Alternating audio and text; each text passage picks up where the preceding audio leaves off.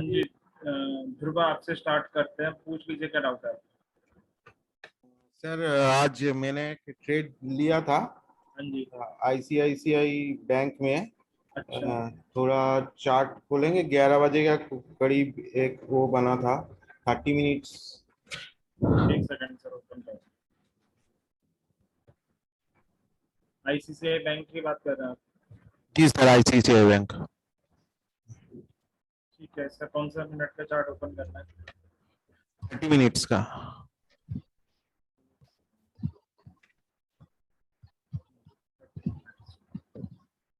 Sorry, Nifty 50 का chart है ICICI bank.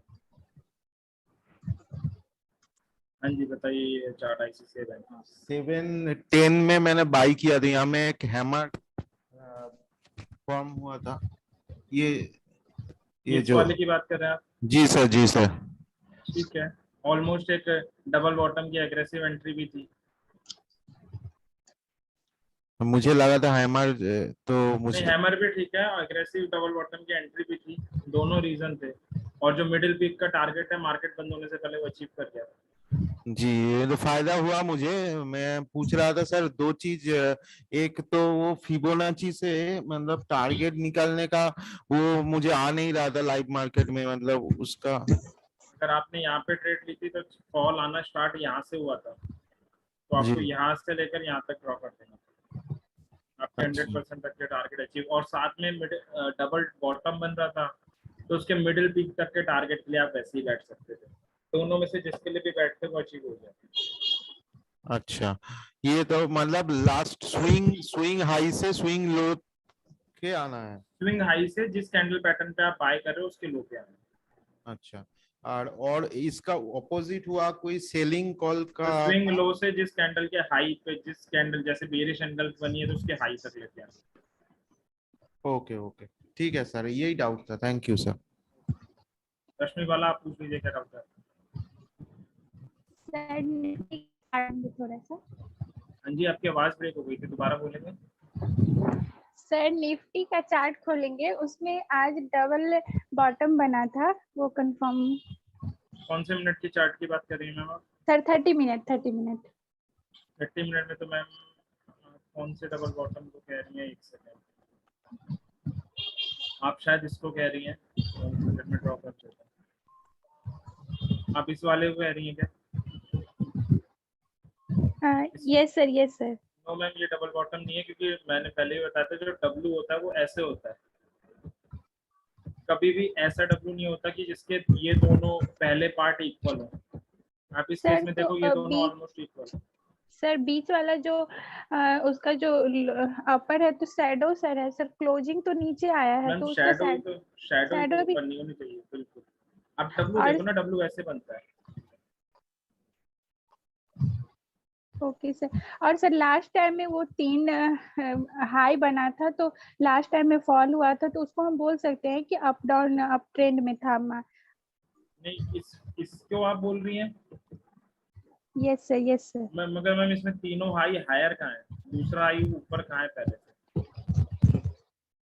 Higher high होने चाहिए ना, 3 हायर हाई और 3 हायर में होने चाहिए। Okay sir. इसलिए आपका डाउट क्लियर हो गया होगा। अभिनव आप पूछ लीजिए क्या डाउट है आपका। सर अभी जो आपने आईसीआईसीआई बैंक वाला चार्ट दिखाया, एक सेकंड, एक सेकंड। हाँ जी, आप बताइए आईसीआईसीआई बैंक में क्या करना है? सर आपने अभी जो वो मिडिल पीक का टारगेट वो बताया, वो एक बार निकालना इसमें बता दीजिए। जैसे यहाँ से ये ग्रीन वाली कैंडल से ये डब्लू बन रहा है, तो मिडिल पीक किसको लेंगे? डबल बॉटम आपका ऑब्वियस है, ये बन रहा है।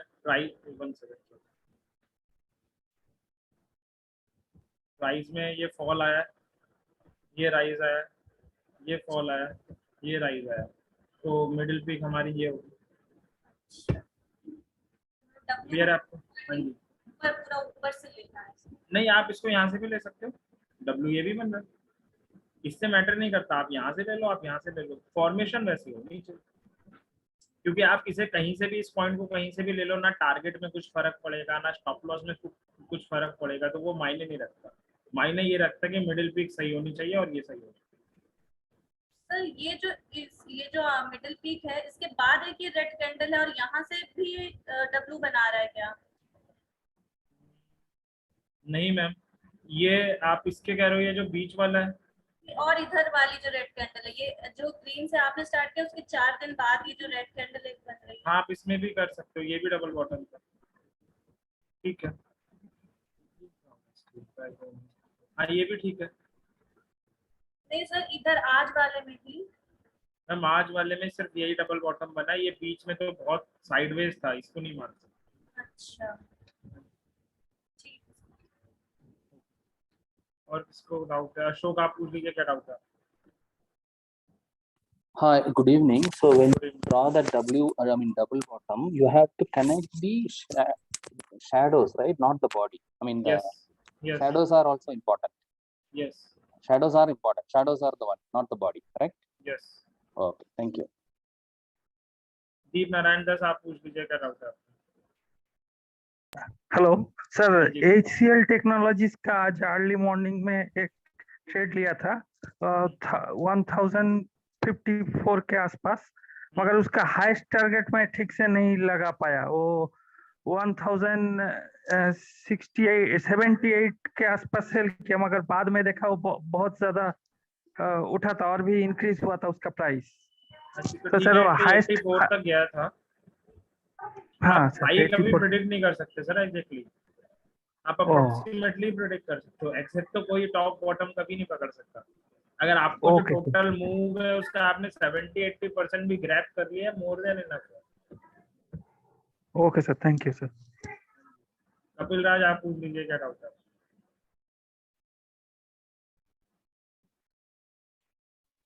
कपिल अन्नब, आप पूछ लीजिए क्या डाउट है। सर एक बार IEX का चार्ट ओपन कर सकते हैं क्या? नहीं सॉरी, हिंडल को सर, हिंडल को। हाँ जी बताइए। सर हिंडल को में 30 मिनट्स में क्या डबल बॉटम बन रहा था क्या सर आज?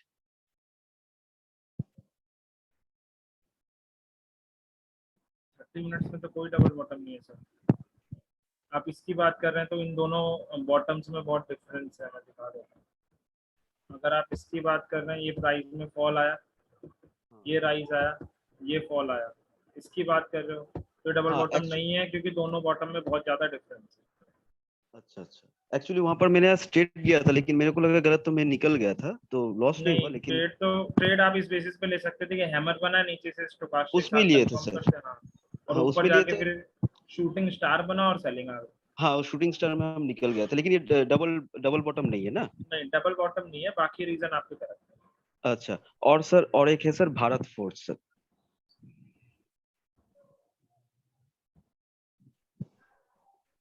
हाँ जी बताइए। सर इसमें जो एक बियरिश एनगल्फिंग बना है, वहां पर मैंने ट्रेड किया था, लेकिन सर इसमें, हाँ राइट सर, इसमें लिए थे। तो सर इसमें स्टॉप लॉस जो लगाना है सर, स्टॉप लॉस में जब लगा रहा तो अराउंड 2% ऊपर चला जा रहा था, तो उसमें सर 2% ऊपर कैसे? 1% ऊपर लगाना है ना आपको। हाँ नहीं, मतलब जिस प्राइस में मैं लिया अराउंड 43.7 के आसपास कुछ था, तो उसके ऊपर में जब उसके जो हाई मैंने जो था, वो हाई के ऊपर जब 1% ऐड किया तो अराउंड 2% के आसपास आ जा रहा था। आपकी एंट्री से आ जा रहा था, आप ये कह रहे हो? राइट सर, मेरी एंट्री से 2% ऊपर आ रहा था। तो फिर रिस्क ज्यादा था, तो आप हाफ शेयर सेल करते थे, हाफ थोड़ा और ऊपर आता तब सेल करते। अच्छा, मतलब ट्रेड सही लिया था ना सर? ट्रेड तो ठीक है, रिजल्ट अच्छा। आपके सामने ही है सर, उससे ही पता लग रहा है ट्रेड सही हाँ है। मतलब आपसे फिर भी कंफर्मेशन मेरे को पता था, फिर भी मेरा thank you sir, thank you. केवल कुमार, आप पूछ लीजिए क्या डाउट है। सर मुझे पूछना था, जैसे double bottom, triple bottom, head and shoulder में ये सब का टॉप और जो पीक लेते हैं, उसमें बॉडी को लेते हैं या क्लोज को लेते हैं या फिर लो को लेंगे? शैडो को लेते हैं।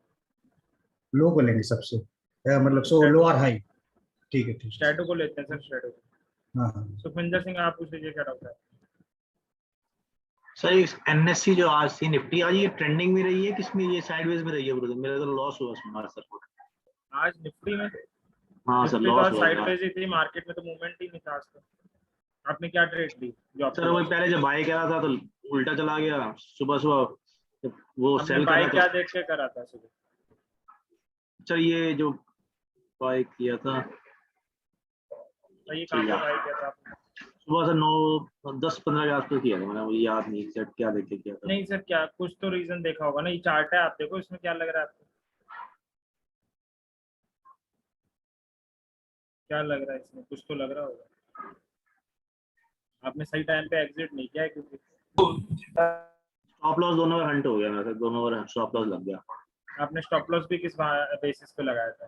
क्योंकि मुझे अगर लग रहा है अगर कैंडल से आपने लगाया हो तो वो तो हिट हुआ नहीं, आपने किस बेसिस पे स्टॉप लॉस लगाया?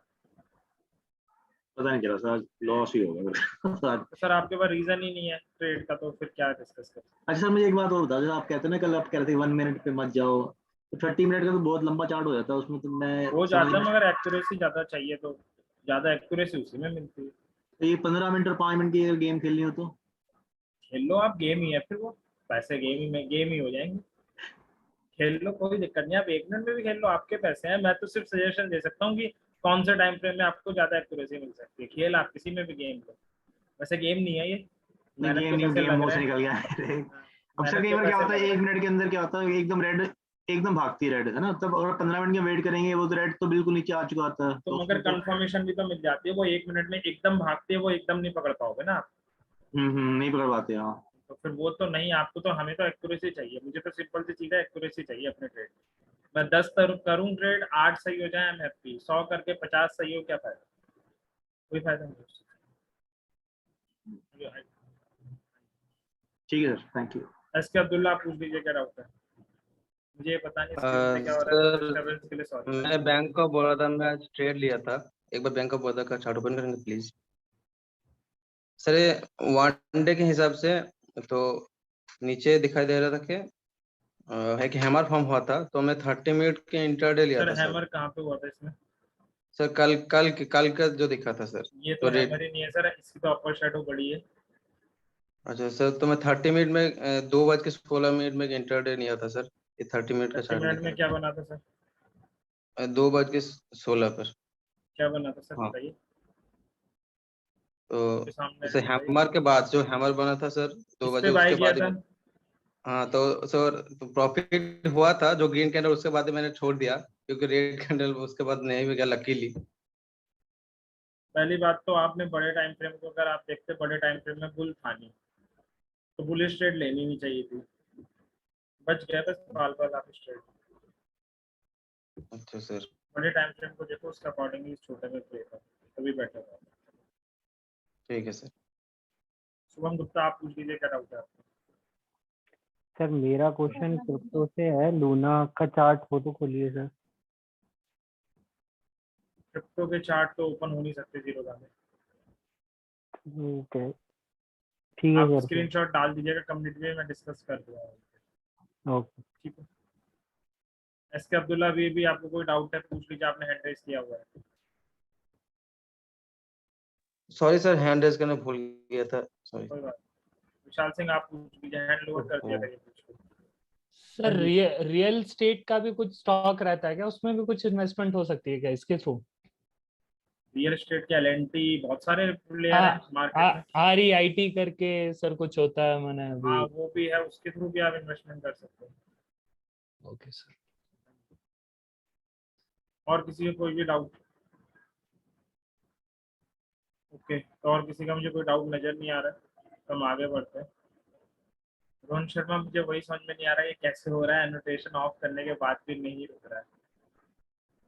सेकंड में ट्राई करता हूँ,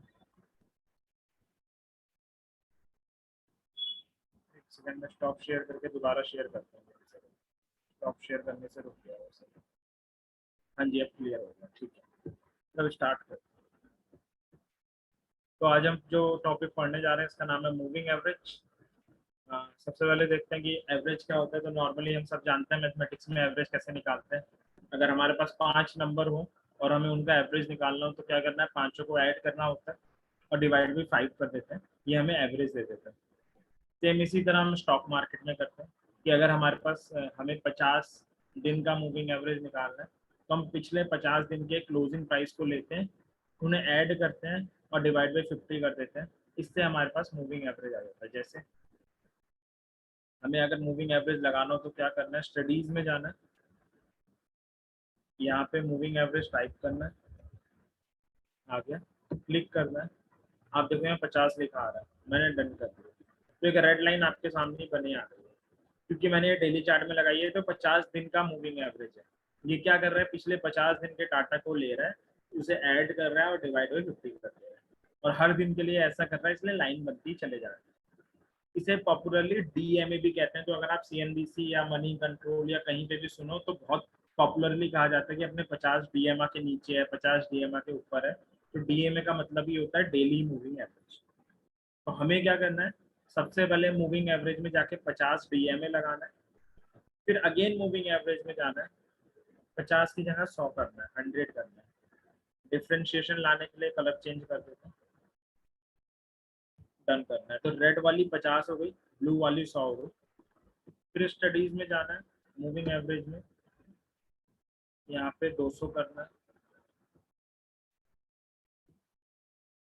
और डन करना है। तो हमें एक साथ किसी भी स्टॉक में जिसकी भी हम एनालिसिस कर रहे हो 50, 100, 200 का कॉम्बो लगाना है।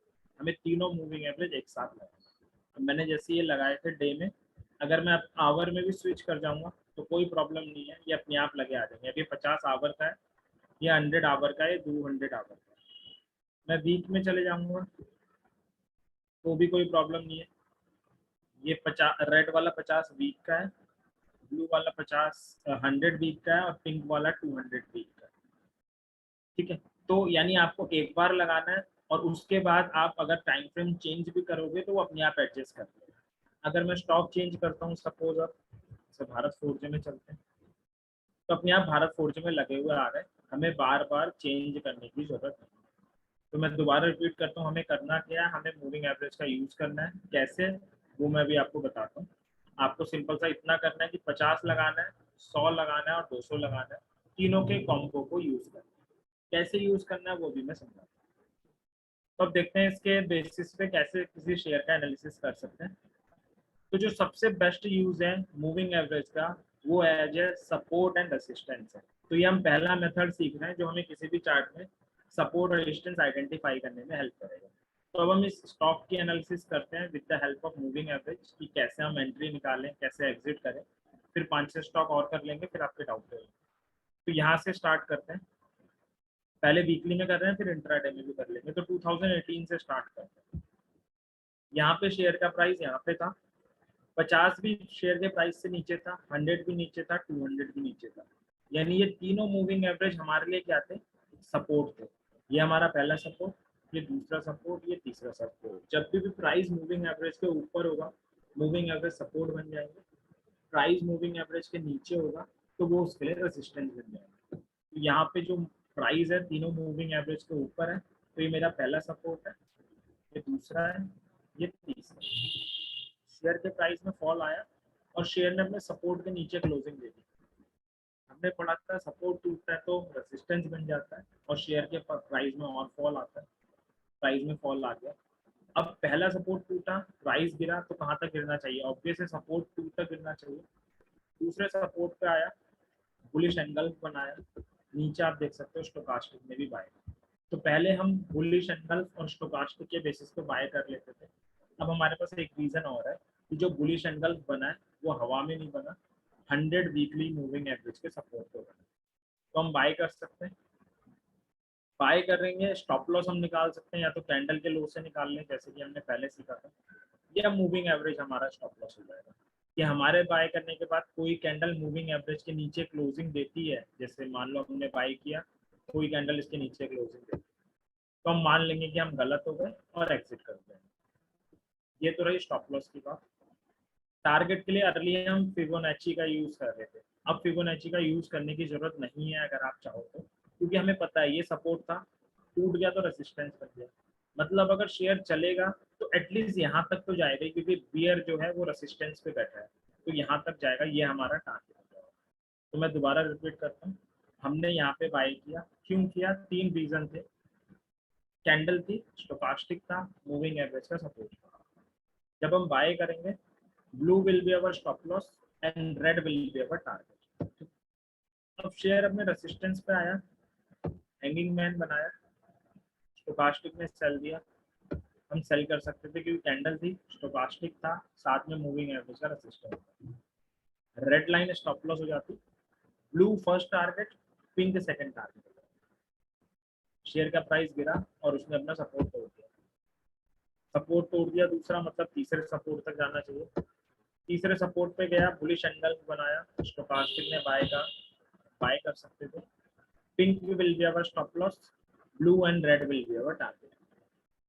अब इसने ब्लू पे डार्क क्लाउड कवर बना दिया, यानी हम एक्सपेक्ट कर सकते थे कि रेड तक तो जाएगा नहीं, यहीं से गिरने लग जाएगा। शेयर गिरा, शेयर ने तीनों सपोर्ट तोड़ दिए क्योंकि इसने अब की बार इस सपोर्ट के नीचे भी क्लोजिंग दी। मतलब जो प्राइस है अब तीनों सपोर्ट के नीचे हो गया, ये भी ऊपर है, ये भी प्राइस से ऊपर है, ये भी प्राइस से ऊपर है। तो अभी तीनों इसके लिए बन गया रेसिस्टेंस, क्योंकि जब मूविंग एवरेज प्राइस के ऊपर होते हैं तो रेसिस्टेंस बन जाते हैं। और हमने पढ़ा भी है कि सपोर्ट टूटने के बाद रेजिस्टेंस बनता है। अब शेयर के प्राइस में राइज आया, नेवर जूम कर देता, करेक्ट रेसिस्टेंस तक गया, बेरिश एंगल बनाया, हम सेल कर सकते थे। पिंक स्टॉप लॉस, टारगेट के लिए अब मूविंग एवरेज नीचे तो कोई है नहीं, तो फिर यहाँ पे फिबोनाची लगाना पड़ता फॉर टारगेट। फिर शेयर गिरा, शेयर के प्राइस में राइज आया, शेयर अपने रेजिस्टेंस के पास आया, इसने यहाँ शूटिंग स्टार बनाया, अगेन सेल कर सकते थे। एक कैंडल में 7-8% की सेलिंग आई, फिर शेयर के प्राइस में राइज आया और शेयर ने अब की बार मूविंग एवरेज के ऊपर क्लोजिंग दे दी। तो मूविंग एवरेज पहले रेसिस्टेंस था, ऊपर क्लोजिंग आ गई तो सपोर्ट बन जाएगा। तो अभी तक जितनी हमने ट्रेडें देखी थी इस चार्ट में सारी रिवर्सल ट्रेड थी, क्योंकि हर बार सपोर्ट या रेजिस्टेंस पे कैंडलस्टिक पैटर्न बन रहे थे। ये पहली ट्रेड है जो ब्रेकआउट की ट्रेड है। और कल भी हमने सीखा था कि जब हम ब्रेकआउट की ट्रेड देखते हैं तो स्टोकास्टिक या कैंडल पैटर्न को नहीं देखते, हम सिर्फ ये देखते हैं कि क्लोजिंग ऊपर आनी चाहिए, जैसे कि यहाँ कैंडल की आई। तो हम बाय कर सकते थे अगली कैंडल के ओपन में, रेड स्टॉप लॉस, ये दोनों हमारे टारगेट। रेसिस्टेंस पे आया शेयर, शूटिंग स्टार बनाया, स्टोकास्टिक में सेल का, हम सेल कर सकते थे। Blue will be our stop loss, red will be our target. Share गिरा, शेयर ने अपना सपोर्ट तोड़ दिया, ब्रेकडाउन हो गया। ब्रेकडाउन हो गया तो हमें कैंडल नहीं देखनी, स्टोकास्टिक नहीं देखना, सिर्फ क्लोजिंग देखनी है। क्लोजिंग नीचे आ गई थी, अगली कैंडल में हम शॉर्ट कर सकते हैं, टारगेट के लिए फिबोनाची आ जाता हमारी लाइफ में। फिर शेयर का प्राइस राइज हुआ, अब की बार इसने रेसिस्टेंस के ऊपर क्लोजिंग दे दी, मतलब ब्रेकआउट हो गया, हम बाय कर सकते थे। Red stop loss, blue and pink will be our target. Pink पे आया, शूटिंग स्टार बनाया, स्टोकास्टिक में सेल का, यानी हम सेल कर सकते थे क्योंकि ये रिवर्सल थी, इसलिए हमने कैंडल पैटर्न और स्टोकास्टिक दोनों चक्कर। पिंक स्टॉप लॉस होता, ब्लू टारगेट होता। सपोर्ट पे आया, बुलिश हरामी बनाया, फिर राइज हो गया। अब आया धीरे धीरे राइज होकर, अब की बार इसने ब्रेकआउट दे दिया क्योंकि रेसिस्टेंस के ऊपर क्लोजिंग दे दी, मतलब हम बाय कर सकते थे। शेयर के प्राइस में राइज आया। फिर अभी हाल फिलहाल में अगर हम देखें तो शेयर ने अपना यूक्रेन वाली न्यूज में 50 वीकली मूविंग एवरेज तोड़ दिया था, ठीक है, 100 तक आना चाहिए था, 100 पे आया, मॉर्निंग स्टार बनाया, स्टोकास्टिक ने भी बाय कर सकते थे। Blue stop loss, red target, correct red पे गया, बेरिश हरामी बनाया, दोबारा कर। तो अपने 100 वीकली मूविंग एवरेज के सपोर्ट पे आ चुका है शेयर, इसको बड़े ध्यान से हमें वॉच करना चाहिए क्योंकि हो सकता है यहाँ पे कोई रिवर्सल बन जाए। अगर रिवर्सल बनता है तो हम बाय कर सकते हैं, ब्लू स्टॉप लॉस हो जाएगा और रेड हमारा टारगेट। अगर इसे तोड़ देता है, मान लो एक ऐसी कैंडल बनती है जो इसके भी नीचे क्लोजिंग दे देती है, तो हम एक्सपेक्ट कर सकते हैं कि ये पिंक तक जा सकता है क्योंकि पिंक इसका अगला है।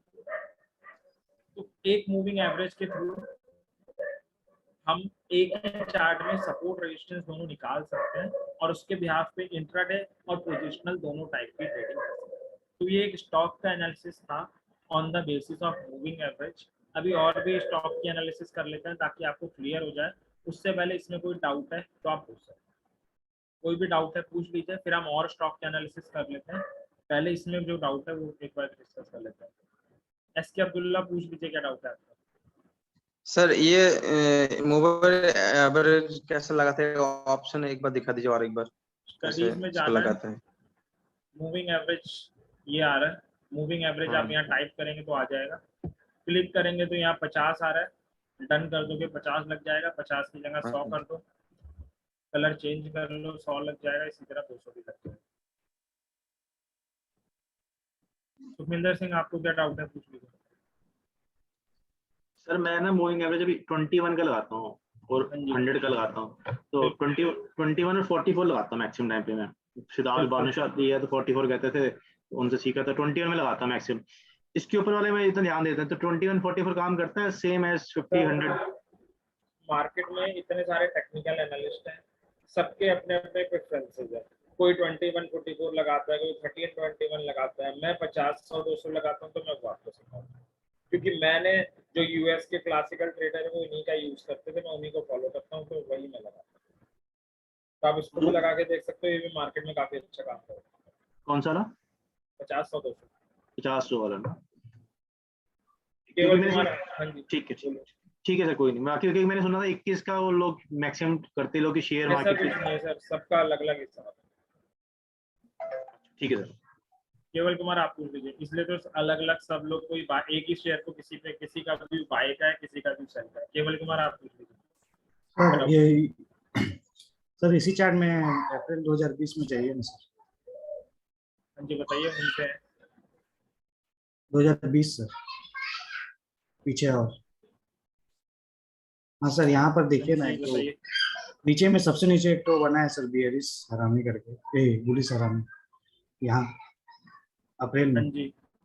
हाँ तो सर यहाँ पर बताइए आगे। यहाँ पर मूविंग एवरेज वगैरह कुछ यहाँ पर दे नहीं रहा है सर, मतलब यहाँ पर पहुंच ही नहीं रहा है। और यहाँ पर भी बहुत कोई बढ़िया बात नहीं, तो आप कैंडल और स्टोकास्टिक के बेसिस पे कर लो। अभी तो हम इतने डिफरेंट स्ट्रेटेजी सीख रहे हैं कि जहाँ पे जो काम आए आप उसके भी आप पे कर लो। हाँ, और जैसे यहाँ पर टारगेट के लिए फिबोनाची यूज कर रहे हैं, स्टोकास्टिक बाय दे रहा है, कैंडल दे रहा है, बिल्कुल। और टारगेट के लिए सर फिबोनाची यहाँ पर लगाएंगे सर। बिल्कुल सर, ठीक है सर। नरूल इस्लाम आप पूछ लीजिए। हाँ सर, मेरा ये मूविंग एवरेज से रिलेटेड क्वेश्चन है। ये कोई 21 का यूज करता है तो बेस्ट टाइम फ्रेम कौन सा रहेगा? ये 21 रहेगा, 50 रहेगा, 100 रहेगा, कौन सा? सर मैंने आपको 50 एक्यूरेसी 100 200 सिखाई है, मेरे हिसाब से आपको वही यूज करना चाहिए, बाकी आपकी मर्जी। आप किसी भी चार्ट में बोल लो, उसमें इसके थ्रू एनालिसिस करके देख लेते हैं, आपको एक्यूरेसी मिल जाएगी आराम से। Okay sir, thank you. Dhruv आप पूछ लीजिए, क्या डाउट है? सर आपने वो जो लिस्ट बताया ना ऑप्शन का, एक मेरा लिस्ट बन गया है वॉच लिस्ट, उसमें सर एबीवी खोलिए, एबीवी का चार्ट खोलिए, उसमें ये मूविंग एवरेज डालिए, डाल के थोड़ा सा देखिएगा। आप एबीवी की एनालिसिस करना चाह रहे हैं मूविंग एवरेज से? नहीं, वही से समझ में, मतलब मैं खोला था। हाँ उसी में क्लियर एबीवी। आप सर करना क्या चाह रहे हैं? एबीवी की एनालिसिस करना चाह रहे हैं ना मूविंग एवरेज के थ्रू? हाँ जी सर, उसमें इसके अलावा कोई डाउट है आपको? नहीं, वही तो अभी एबीवी का कर लेते हैं एनालिसिस, पहले डाउट ले लेते हैं। ठीक। अरविंद कुमार आप पूछ लीजिए, क्या डाउट है? एक बार बताइएगा सर दोबारा से, प्लीज एक बार दोबारा से बताइएगा मूविंग एवरेज का।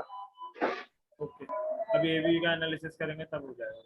हमारा आशिक, आपका क्या नाम है पहले तो वो बता दीजिए और डाउट पूछ लीजिए, और ढंग के नाम रख लीजिए अपने। हाँ जी बताइए, क्या डाउट है? वालेकुम। हाँ जी सर बताइए। हमारा आशिक के नाम से जिन्होंने ज्वाइन किया, पूछ लीजिए क्या डाउट है।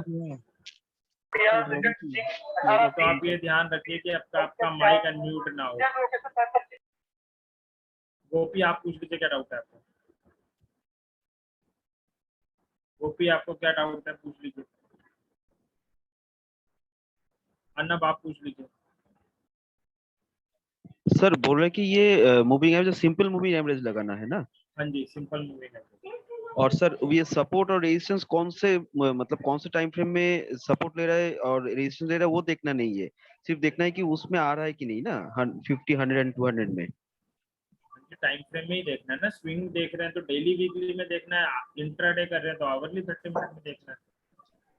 नहीं मैं वो नहीं बोल रहा हूँ, मैं बोल रहा हूँ कि यहाँ पर जो 3 मूविंग एवरेज है तो वहां पर 3 मूविंग एवरेज में कोई भी, मतलब कोई भी एक जगह पर आके सपोर्ट ले सकते हैं। वो 50 में भी हो सकता है, 100 में भी हो सकता है, 200 में भी हो सकता है। बिल्कुल, वो जो पास्ट जैसे अब ये है, अब शेयर 50 पे तो ले नहीं सकता, 50 से काफी नीचे है, 200 पे भी नहीं ले सकता। जो ले सकता है वो 100 पे ही ले सकता है। अगर इसे तोड़ देगा, इसके नीचे क्लोजिंग दे देगा तो 100 रेजिस्टेंस हो जाएगा, 200 सपोर्ट हो जाएगा। अच्छा ठीक है। राजीव गांगुली आप पूछ लीजिए, क्या डाउट है? हेलो। हाँ जी पूछिए क्या डाउट। सर एचडीएफसी बैंक थोड़ा देखिएगा 1341.35 लो ट्रेडिंग में, लेकिन इसका चार्ट में दिखा रहा है सर आप क्या कह रहे हैं, 1300। थोड़ा सा तेज बोल लीजिए, कुछ समझ में आ जाए। सर एचडीएफसी बैंक थोड़ा देखिएगा, हाँ जी लास्ट बताइए। ट्रेडिंग दिया है 1341.35 पैसा, आप लेकिन सर डाउट चार्ट बताइए क्या पूछना चाह रहे हैं। चार्ट में लेट अपडेट होता है क्लोजिंग। Okay okay. हाँ जी यही डाउट था आपका। हाँ हाँ जयदीप गांगुली आप पूछ लीजिए क्या डाउट है। हाँ सर, आपने बोला कि वीकली बेसिस पे, मंथली बेसिस पे या फिर डेली बेसिस पे इन मंथली नहीं तीनों। बोला मैंने। हेलो सेम है अगर सर, मैंने मंथली का भी यूज नहीं किया। सेम है, अगर स्विंग करनी है तो डेली, वीकली, इंट्राडे करनी है तो आवरली 30 मिनट। मंथली चार्ट का भी यूज मूविंग नहीं एवरेज करते। में एक्यूरेसी का कोई डिफरेंस होता है इस पे, वीकली, डेली पे और या फिर 30 मिनट्स और आवरली पे? नहीं, आपके नीड के ऊपर है। आप बड़े टाइम फ्रेम से व्यू बनाओ, छोटे में एंट्री लो, नहीं होगा। अच्छा अच्छा अच्छा। प्रोसेस सेम है, बस हमने उस प्रोसेस में एक और चीज ऐड कर ली, मूविंग एवरेज। हम प्रोसेस डिफरेंट नहीं कर रहे, प्रोसेस सेम है कि टाइम फ्रेम क्या रहेगा, आप कैसे प्रोसीड करना है, वो सब कुछ सेम है। बस हमने एक एक्स्ट्रा टूल पढ़ लिया जो है मूविंग एवरेज। प्रदीप जी आप पूछ लीजिए क्या डाउट है आपका। Hello sir. हाँ जी सर यहाँ पे तो नीचे जो आपकी कैंडल बन रही है ना, तो वहाँ पे कहीं सपोर्ट तो है नहीं, फिर वो कहाँ से अप हो रहा है वहाँ पे? सर सपोर्ट निकालने के बहुत सारे तरीके हैं, आगे हम पढ़ेंगे। हॉरिजॉन्टल सपोर्ट स्टेप हो रहा है। ओके थैंक यू, बाद में देखते हैं। दीपक शर्मा आप पूछ लीजिए क्या डाउट है। Good evening. हाँ जी बताइए। हाँ सर, अभी आपने ये वीकली के टाइम फ्रेम में लगाया, तो इसको डे या आर में करके अभी चेक कर सकते हैं इसको? वो भी मैंने बताया, भी करेंगे धीरे धीरे। सर तो अभी अभी तक पढ़ा है उसमें कोई डाउट है वो पूछ लीजिए। सर डाउट नहीं है, but just want to check, जैसे आपने बार फोर्स वाला जो दिखाया, आपने वीकली का दिखाया था, तो उसी को डे में अभी आप सर मैं करके वही भी। बोल रहा हूँ, अभी डे वीक सब में करेंगे। अभी जो पढ़ाया है उसमें कोई डाउट है पूछ लो, एक एक नो करके सर, ही करेंगे ना सर, एक साथ सारी चीज थोड़ी ना हो जाएंगी। टाइम दीजिए, सब कुछ हो जाएगा। सुदर्शन क्या डाउट है आपको, पूछ लीजिए।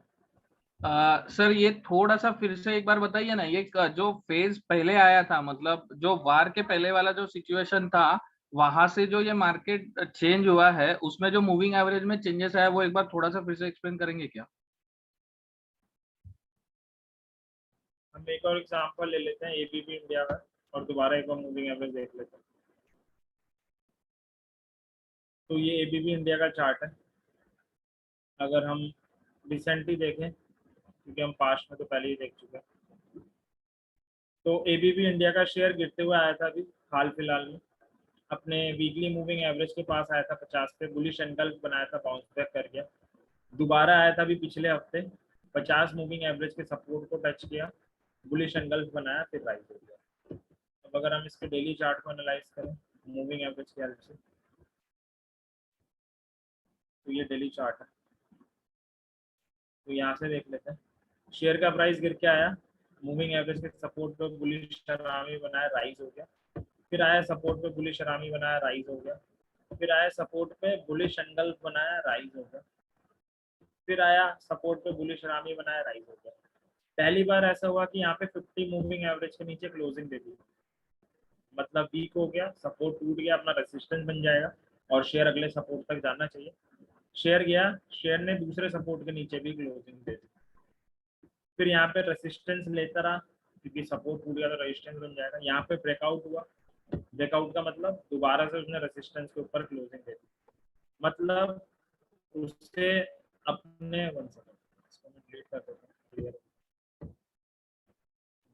तो यहाँ पे ब्रेकआउट हुआ, हम बाय कर सकते थे। Blue stop loss red target, correct red पे गया, डार्क क्लाउड कवर बनाया, दोबारा गिर गया, और अब की बार गिर के गया करेक्ट अपने 200 के सपोर्ट पे, बेरिश रामी बनाया, बाय कर सकते थे। Pink stop loss, blue target, blue पे आया, वहीं घूमता रहा, फिर इसने ब्रेकआउट दे दिया, बाय कर सकते थे। ऑक्सीलेट करता रहा, फिर उसने अपना स्टॉप लॉस तोड़ दिया। अब की बार इतना बुरी तरह से गिरा कि इसने 50 का सपोर्ट भी तोड़ा, 50 तोड़ा मतलब 200 तक जाना चाहिए। 200 पे गया, कोई कैंडलस्टिक पैटर्न नहीं बनाया, बट बाउंस बैक कर गया। अब अगर हम शेयर को देखें, इतनी स्ट्रांगली बाउंस बैक करा कि 50 के ऊपर क्लोजिंग दे दी, 100 के ऊपर भी क्लोजिंग दे दी। तो अब करंट सिनेरियो में अगर देखें, आज प्राइस में फॉल आया था, 50-100 दोनों को टेस्ट करा था, टेस्ट मतलब छू के आया था, लेकिन क्लोजिंग ऊपर देकर गया। तो एबीबी इंडिया इन दोनों मूविंग एवरेज का सपोर्ट ले रहा है। अगर यहाँ पे कोई रिवर्सल बनाए तो ब्लू लाइन का स्टॉप लॉस लेके और फिबोनाची लगा के आगे के टारगेट के लिए बाय कर सकते हैं। इसी तरह अगर किसी और में देखें, जैसे निफ्टी के चार्ट में देखेंगे,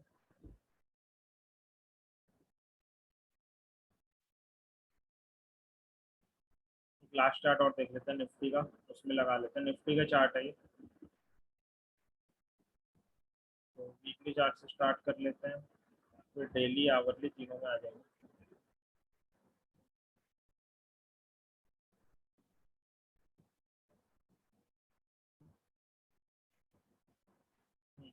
तो यहाँ से देख लेते हैं, प्राइस में फॉल आया, सपोर्ट पे आया, बुलिश थ्रस्टिंग बनाया, राइज हो गया, फिर फॉल आया, अपना सपोर्ट तोड़ दिया, दूसरे सपोर्ट तक आना चाहिए, रिवर्सल बनाया, राइज हो गया, फिर इस पे सपोर्ट लेता रहा, राइज हुआ, गिरा तो एकदम 100 तक आया, 100 पे रिवर्सल बनाया, राइज हो गया।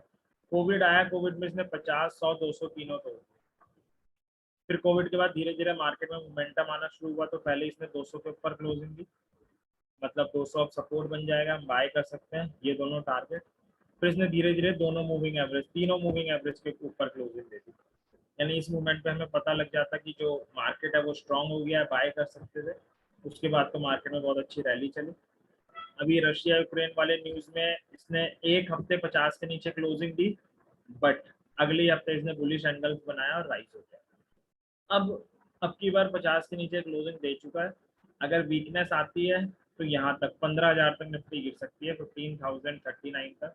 यहाँ पे कोई रिवर्सल बनाए तो बाय कर सकते हैं, या अगर मार्केट सुधरती है और दोबारा 50 के ऊपर क्लोजिंग दे दे तो हम रेड वाली लाइन का स्टॉप लॉस लेके बाय कर सकते हैं। तो दो सिनेरियो है, या तो गिर के यहाँ पे आ जाए तो बाय ढूंढेंगे, या तो ऊपर इसे दोबारा गेन कर ले, जो रेजिस्टेंस है उसे सपोर्ट बना ले, तब बाय ढूंढेंगे। ये वीकली चार्ट से एनालिसिस थी। अगर सेम हम आवरली में करना चाहें, ये आवरली चार्ट है निफ्टी का, इसको देखते हैं। तो अभी अगर करंट में देखें, 2-3 दिन की ट्रेड है, तो निफ्टी का चार्ट है। निफ्टी ने यहाँ से राइज देना स्टार्ट किया, किस कैंडल के साथ, मूविंग एवरेज के ऊपर क्लोजिंग दी, यानी ब्रेकआउट हो गया था, हम बाय कर सकते थे। Red stop loss, blue and pink target, rise आया, दोनों टारगेट अचीव हुए। पिंक पे आके इसने बेरिश एंगल बनाया, शॉर्ट कर सकते थे, रेड हमारा टारगेट होता, इसने यार रेड के नीचे भी क्लोजिंग दे दी। यानी अब तीनों मूविंग एवरेज ऊपर है, तीनों रेजिस्टेंस होने चाहिए। निफ्टी आई, कल इसने 50 को छुआ और दोबारा फॉल, अब यहाँ पे ऑक्सीलेट कर रही है। अब फॉर इंस्टेंस अगर होता है ऐसा कि कल डबल बॉटम बना दे, अभी पॉसिबिलिटी है या नहीं वो तो कल पता लगेगा। अगर यहाँ डबल बॉटम बना देता है तो पहला टारगेट तो मिडिल पीक होगा, मिडिल पीक क्रॉस करने के बाद हमें पता है अगला रेजिस्टेंस ये होगा, उससे अगला ये होगा, उससे अगला ये होगा। तो सेम तरीके से हम इसे इंट्राडे भी यूज कर सकते हैं, हम पोजिशनल भी यूज कर सकते हैं। अब कोई डाउट है तो पूछ लीजिए। रंजन कुमार पूछ लीजिए क्या डाउट है।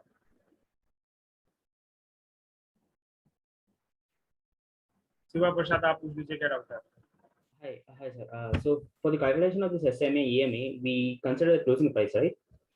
Yes, अगर स्टॉप लॉस के केस में आप क्लोजिंग प्राइस, क्लोज को कंसीडर करो तो ये क्लोजिंग ऊपर या नीचे आनी चाहिए। No, regardless of the stop loss, like the lines, it's वो सब closing price से ऊपर ही बना दिया है ना?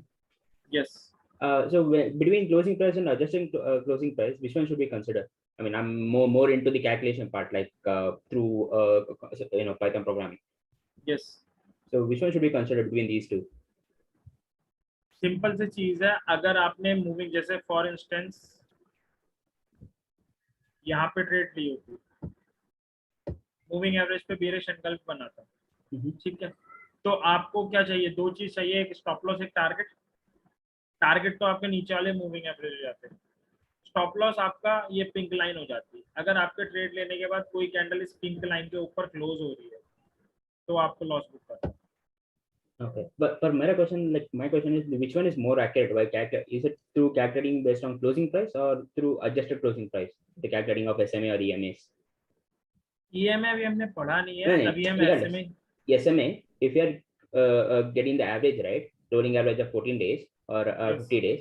So is it accurate if we calculate through the closing price or is it through the adjusted closing price? Adjusted closing price आप किस टर्म के लिए कह रहे हो, मुझे समझ में नहीं आ रहा।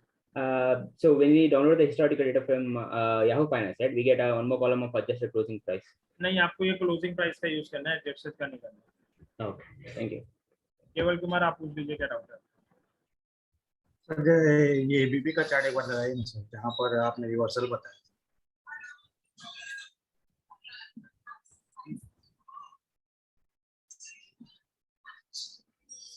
हाँ जी बताइए। एकदम शुरू सर, जैसे यहाँ पर आप बता रहे हैं, शुरुआत में लाइए ना सर। सर कौन सी शुरुआत में लाना है, यही तो शुरुआत है चार्ट की। नहीं मतलब एकदम लाइव में लाइए, जहाँ पर बताया आपने, यहाँ पर रिवर्स। हाँ, यहाँ से रिवर्स लिया है जो आप बताया सर। जैसे यहाँ इसमें क्या डाउट है? यहाँ पर गिर रहा था सर, है ना, और यहाँ पर वापस फॉल लिया है, तो यहाँ पर कैसे अपन फॉल लिया मतलब चढ़ा है, वापस फॉल हो रहा था फिर गिरा, चढ़ा है। तो आपने बताया कि यहाँ पर बाउंस बैक किया है, तो सर ये इसको कैसे मतलब अज्यूम करेंगे, मतलब जैसे कि ये बाउंस बैक करेगा, ये सब कुछ रहता है? ये नहीं पता, हम वेट करेंगे बाउंस बैक करता है नहीं करता। अगर नीचे क्लोजिंग दे जाता है इन दोनों के तो हम एक्सपेक्ट करते हैं सपोर्ट टूट गया, मतलब यहाँ तक गिरना चाहिए। बाउंस बैक कर गया तो हम एक्सपेक्ट कर सकते हैं कि अभी यहाँ पे सपोर्ट ले रहा है, इन्हें रिस्पेक्ट दे रहा है, हो सकता है राइज हो जाए। हम ये नहीं पता कर सकते बचेगा नहीं बचेगा, हमें ऑब्जर्व करना पड़ेगा डे एंड में कि बचा है या नहीं बचा। अच्छा तो ठीक है। हम एस्ट्रोलॉजी नहीं कर रहे हैं, हम ज्योतिषी नहीं है, हम एनालाइज कर रहे हैं पास्ट डाटा को और उसको प्रिडिक्ट कर रहे हैं। ठीक है सर। रंजन कुमार आप पूछ लीजिए क्या डाउट है सर। Hello sir. हाँ जी बोलिए सर। मेरा क्वेश्चन है सर कि इसमें जो मूविंग एवरेज जो हम लोग यूज कर रहे हैं 50 DMA 100 DMA 200, उसमें वीकली में सर इसमें हम 10 20 और 40 का यूज नहीं कर सकते हैं? 10 सर आप किसी का अभी ये डाउट 2-4 बंदे और भी पूछ सकते हैं, आप किसी का भी यूज कर सकते हो सर, आपकी मर्जी है, ये मेरी साइड से रिकमेंड है। जी सर। सर मेरा सेकंड क्वेश्चन था सर कि स्टॉक सिलेक्शन हम लोग जैसे इंट्राडे के लिए करते हैं सर, वो किस तरह से करते हैं उसमें थोड़ा सर वो मास्टर क्लास की वीडियो पड़ी हुई है, आप उसमें देख लो, उसमें मैंने पूरी प्रोसेस एक्सप्लेन करी हुई है। जी सर ठीक है सर, धन्यवाद। भौतिक आप पूछ लीजिएगा डाउट है। हाँ सर, जब मूविंग एवरेज से हमारे सारे टारगेट अचीव हो जाते हैं, बाद में हम भौतिक आप धोखे से अनम्यूट हो गए हैं, एक बार अनम्यूट कर लीजिए दोबारा अपने आप को और पूछ लीजिए 1 सेकंड में आपको एक्सेस होगा। हाँ जी पूछिए। हाँ सर, जब हमारा मूविंग एवरेज का सारा टारगेट पूरा हो जाता है, उसके बाद फिबोनाची कैसे लगाते हैं? फिबोनाची आप जैसे अगर मान लो आपने यहाँ पे बाई किया होता, आपके दोनों टारगेट अचीव हो गए, तो आपको आगे निकालना है, तो फिबोनाची जैसे लगता है नॉर्मली फॉल जहाँ से आना स्टार्ट हुआ था, यहाँ से हुआ था, ये लग गया था। Okay, thank you. रफीदीन आप पूछ लीजिए क्या डाउट है। रफीदीन क्या डाउट है आपको, पूछ लीजिए। ध्रुवा आप पूछ लीजिए क्या डाउट है। Sir can I speak? Hello. हाँ जी ध्रुवा आप पूछिए डाउट, जब आपका नाम आए तभी पूछा करिए। सर बोल रहा हूँ कि जब ब्रेकआउट दे रहा है तब तो सही है, मतलब तब तो कैंडल का जरूरत नहीं है, लेकिन रिवर्सल में कैंडल और स्टोकास्टिक का फॉलो करना जरूरी है। बिल्कुल। ओके सर, यही कंफर्म करना था, थैंक यू सर। ठीक है, अशोक आप पूछ लीजिए क्या डाउट है। This RSI and the stochastic, they are reactive indicators or proactive indicators? Leading indicators. Leading. Means it will give you advance notice? Yes, almost. Okay, okay, thank you. Sainath Patil आप पूछ लीजिए। सर अगर रेड कैंडल सपोर्ट जोन के नीचे दोबारा closing बताइए। तो sir आपकी आवाज ब्रेक हो गई थी, दोबारा पूछ लीजिए। रेड कैंडल अगर सपोर्ट लाइन के नीचे क्लोजिंग दे दे ठीक है, तो आपका सजेशन क्या रहेगा, मतलब टूट गया आप शॉर्ट कर आगे की कैंडल का वेट करना है या सपोर्ट टूट गया आप शॉर्ट कर सकते ओके। अब वो क्योंकि सर यहाँ पे आप देख रहे हैं सर, मगर इसमें आप शॉर्ट नहीं करते। आप देखो ओवरनाइट कोई न्यूज आई है तभी शेयर इतना ऊपर खुला है, जब शेयर ही ऊपर खुल गया तो आप शॉर्ट क्यों करते? ओके ओके आप देखो ना, रेजिस्टेंस के नीचे खुलता तभी तो शॉर्ट करते हैं। ओवरनाइट कोई न्यूज आई हुई तभी इतना 8-9% शेयर ऊपर खुला है, जरूर कंपनी के रिजल्ट आए होंगे। हाँ ओके थैंक यू। अर्नब आप पूछ लीजिए क्या डाउट है। सर ये जो रेड कैंडल बना है ये कौन सा कैंडल है सर? ये कैंडल नहीं, जो अभी जो एकदम लाल जो कैंडल बना है। हाँ ये वाला सर। हाँ रेड कैंडल है। हाँ सर, कौन सा कैंडल है ये? Red candle normal red candle है, इसमें तो कोई पैटर्न नहीं बना हुआ। नहीं पैटर्न नहीं, हम जस्ट फॉर क्वेरी, ये कौन सा मतलब नॉर्मल कैंडल मतलब कोई नाम? ठीक है। रफीदन आप पूछ लीजिए क्या डाउट है। सर जो आपने जो एवरेज जो दिखा रहा है, तो मेरा डाउट ये है जो डे वाइज में देखने में, तो मतलब वो प्रीवियस से जो हम जिस करके उसके हिसाब से डे का देखेंगे सर। अभी मतलब मैं थोड़ा सा तेज बोलिए, आपकी आवाज समझ में नहीं आ रही सर। मेरा डाउट ये है सर, अभी आपके मूविंग एवरेज रेट होती है तो अभी डे में देखते हैं तो हम लोग कैसे देखेंगे सर? मतलब उसका वही रख के देखेंगे या फ्रेश करेंगे? मैं वो डाउट है। डे में देखेंगे, रीडिंग मेजर तो आ रही है सर। डे में ऑलरेडी ये रीडिंग्स आ रही है ना, ये 100 है, ये 50 का सपोर्ट है, ये 200 का है। तो हमें ऑलरेडी पता लग रहा है कल के लिए हमारे क्या क्या सपोर्ट है। ठीक है सर। तो आवाज वैसे भी आ नहीं रही है शायद। क्लियर है आपको?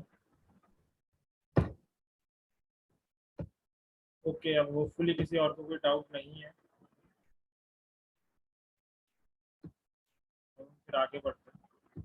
अगर कोई डाउट है तो हैंड रेज कर दीजिएगा।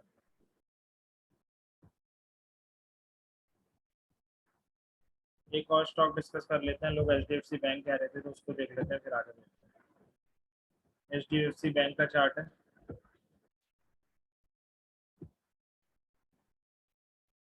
अगर हम वीक से स्टार्ट करें तो वीकली चार्ट है। वीक का अगर डे से ही स्टार्ट कर लेंगे, वैसे वीक में लोग ज़्यादा इतना पेशेंस है नहीं लोगों में। तो अगर करंट सिनेरियो में देखें तो शेयर के प्राइस में राइज आया था, 200 पे बेरिश एनगल्फिंग बनाया था, गिर गया था। फिर धीरे धीरे इसने 50 गेन किया, यहाँ पे रेजिस्टेंस तोड़ दिया था, बाय कर सकते थे, ग्रीन और पिंक टारगेट हो जाता है। फिर यहाँ पे मर्जर की न्यूज़ आ गई, फिर शेयर ने गिरना शुरू किया, तो 200 भी तोड़ा, 100 भी तोड़ा, 50 भी तोड़ा। यहाँ पे शेयर वीक हो गया था, हम शॉर्ट कर सकते थे।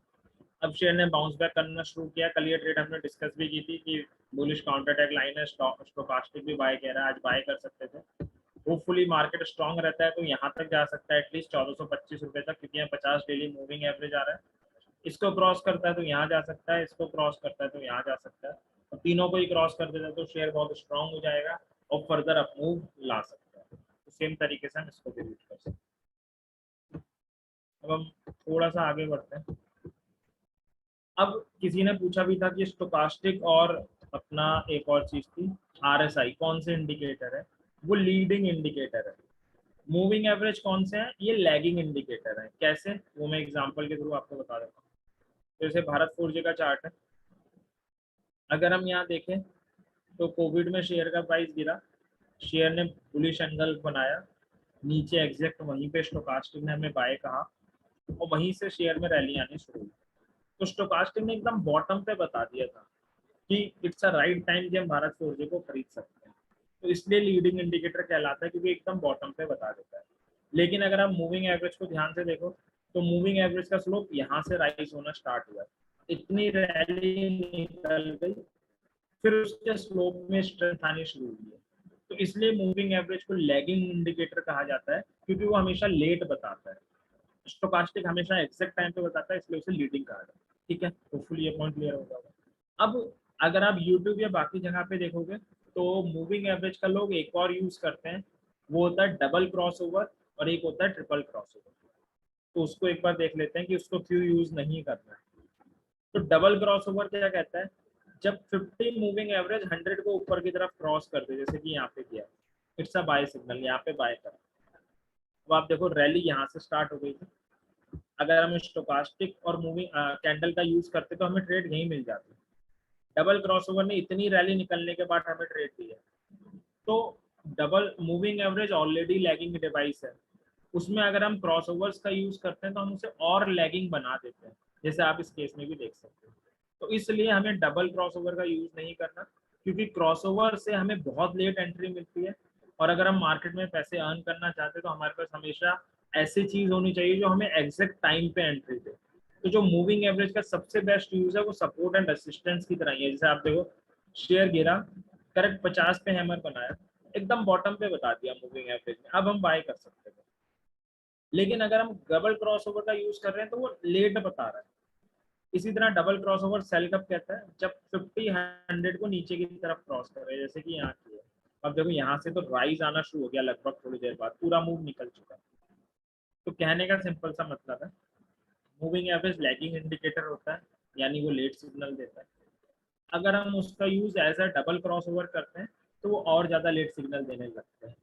और मार्केट में अगर हमें अर्निंग करनी है तो हमें लेट सिग्नल्स पे भरोसा ना करके अर्ली सिग्नल, एकदम बॉटम या टॉप में जो सिग्नल मिले उन पे भरोसा करना है। तो इसलिए उसके लिए जो सबसे बेस्ट यूज है मूविंग एवरेज का वो यही है कि हम उसे सपोर्ट एंड रेजिस्टेंस की तरह यूज करें। तो ये हमारा मूविंग एवरेज था। अब एक थोड़ा सा आगे बढ़ते हैं, फिर आपके डाउट लेंगे। तो एक और मूविंग एवरेज होता है, इसका नाम अभी लोग ले रहे थे, इसे हम कहते हैं एक्सपोनेंशियल मूविंग एवरेज। इसे शॉर्टकट में EMA भी कहते हैं। तो सिंपल में क्या कर रहे थे, अगर हम 50 डे का मूविंग एवरेज निकाल रहे थे तो 50 दिन के डाटा को ले रहे थे, ऐड कर रहे थे, डिवाइड में 50 कर रहे थे, यही प्रोसेस थी। अब कुछ रिसर्चर आए जिन्होंने कहा कि जितने पास का डाटा होता है वो उतना ज़्यादा इंपॉर्टेंट होता है, क्योंकि मुझे कल ट्रेडिंग करनी है तो मेरे लिए आज का डाटा ज़्यादा इंपॉर्टेंट है, 50 दिन पहले का नहीं है। तो सिंपल मूविंग एवरेज गलती कर रहा है, वो सब दिन के डाटा को इक्वल वेटेज दे रहा है। तो इस डिसएडवांटेज को रिमूव करने के लिए EMA आया। EMA क्या करता है, जितने पास का डाटा होगा उसे उतनी ज़्यादा वेटेज देता है, यानी कल का आज का जो डाटा है उसको सबसे ज़्यादा वेटेज देगा, यस्टरडे वाले डाटा को उससे कम, 50वें दिन के डाटा को सबसे कम। तो हमें क्या करना है, अगर EMA लगाना है तो स्टडीज में जाना है, मूविंग एवरेज में जाना है, आगे यहाँ पे 200 कर देते हैं और यहाँ सिंपल की जगह एक्सपोनेंशियल ऑप्ट करते हैं और डन करते हैं। अब देखो चार्ट में दोनों 200 लगे हुए हैं, ये 200 सिंपल है, ये 200 एक्सपोनेंशियल है दोनों 200 ही। एक सिंपल है पिंक वाला, रेड वाला एक्सपोनेंशियल है, फिर भी आप देख सकते हो दोनों की रीडिंग में डिफरेंस आ रहा है दोनों 200 ही। लेकिन क्योंकि एक सिंपल है एक EMA है, सिंपल को अलग मेथड से कैलकुलेट करते हैं, EMA को अलग मेथड से कैलकुलेट करते हैं, इसलिए दोनों की रीडिंग में अंतर आ रहा है, दोनों अलग अलग। अब सवाल ये आ सकता है कि हमें कौन सा यूज करना चाहिए। तो इसके लिए सिंपल एक तरीका तो यही है कि इंट्राडे जब हम करते हैं तो हम पास की प्रेडिक्शन कर रहे होते हैं, हम अगले 1-2 घंटे में क्या होने वाला है, अगले 15 मिनट में क्या होने वाला है, इसकी प्रेडिक्शन करते हैं। तो हमारे लिए पास का डाटा ज़्यादा इंपॉर्टेंट होता है। तो जब आप इंट्राडे कर रहे हो तो एक्सपोनेंशियल लगा सकते हो। जब आप स्विंग ट्रेड करते हो, स्विंग में तो क्या है, हमारा थोड़ा लॉन्गर टर्म व्यू है तो उसमें ज़्यादा फर्क पड़ता नहीं है, तब आप चाहो तो सिंपल का यूज़ कर सकते हो। तो इंट्राडे में जब भी ट्रेड करनी है 50, 100, 200 एक्सपोनेंशियल लगा के रखना है। स्विंग जब कर रहे हो तो 50, 100, 200 सिंपल के साथ ट्रेड कर सकते हो। तो ये था, इसमें कोई डाउट है पूछ लीजिए, फिर हम आगे बढ़ेंगे। क्लियर है तो क्लियर लिख दीजिए, डाउट है तो डाउट पूछ लीजिए। Any doubt? ध्रुवा पूछ लीजिए क्या डाउट है आपको। सर आपने जो बताया ना EMA तो लैगिंग है, तो इंट्राडे में तो आधा घंटा 1 घंटा बहुत बड़ा टाइम होता है। सर लैगिंग मैंने कहा तब है जब आप उसका यूज एज अ क्रॉसओवर करते हो, अगर आप उसका use as a support resistance करते हो तो मैंने आपको एग्जांपल दिखाया, वो कभी भी आपको लैग नहीं देता, एकदम टॉप या बॉटम में ट्रेड देता है। अच्छा, तो मतलब सपोर्ट रेजिस्टेंस में लैग नहीं आता है? नहीं आता, आपको एकदम टॉप एंड बॉटम में ट्रेड देता है। तो इंट्राडे में कर सकता हूँ तो फिर? बिल्कुल कर सकते हैं। आपको आज के बाद जब इंट्राडे ट्रेड करोगे तो चार्ट में 50, 100, 200 लगा के रखना ही रखना ही है। ओके सर, ठीक है, कल करके देखता हूँ कैसे होता है। बिल्कुल सर। अविनाश कुमार पूछ लीजिए क्या डाउट है आपको। सर एक बार एक्सपोनेंशियल मूविंग एवरेज कैसे लगाना है सर, ये स्टडीज में जाके मूविंग एवरेज में जाके या सिंपल की जगह बस एक्सपोनेंशियल कर दो। अच्छा, ओके, थैंक यू सर। और किसी को कोई डाउट? सुखविंदर सिंह पूछ लीजिए क्या डाउट है आपका। सर मैं खुद EM में यूज करता हूँ, लेकिन उसके अंदर ना मैं 9 और 26 डेज का EMA क्रॉस करता हूँ, तो वो ठीक है क्या? आप वो भी कर सकते हो, बिल्कुल सर आप कुछ भी कर सकते हो, मार्केट में बहुत सारे कॉम्बो है, मैं ये प्रीफर करता हूँ बस ये। अगर सब एक जैसे यूज करने लग जाएंगे तो सब बायर है सेलर हो जाएंगे ना, अच्छी बात है लोग अलग अलग यूज कर रहे हैं। तो ईएमआई में कौन सा बढ़िया है? 9 से 26 मिनट डालो तो ये बेस्ट है या नहीं है? सर मैं 50 100 200 करता हूँ, बाकी जो आप कर रहे हो वो भी गलत नहीं है, आप उसका भी यूज कर सकते हो। ठीक है सर। नितेश गुप्ता आप पूछ लीजिए क्या डाला इसमें, सही गलत जैसा कुछ है ही नहीं, हर बंदे की अलग स्ट्रेटजी है, अलग प्रेफरेंसेस हैं, तो आप भी सही हो इस मामले में, मैं भी हूँ। नितेश गुप्ता आप पूछ लीजिए। नितेश गुप्ता आपने हैंड रेस किया, अगर डाउट है पूछ लीजिए, ना तो हैंड ओवर कर दीजिए। ओके, किसी और को कोई डाउट नहीं है तो क्लियर लिख दीजिए, फिर हम आगे बढ़ते हैं। कुछ लोगों ने ही क्लियर लिखा, जिन्होंने नहीं लिखा उन्हें या तो डाउट होगा या तो क्लियर नहीं वो क्लियर होगा, दोनों में से एक चीज बता दीजिए। डाउट नहीं पूछ रहे हैं तो फिर आप अपना ही लॉस कर रहे हैं।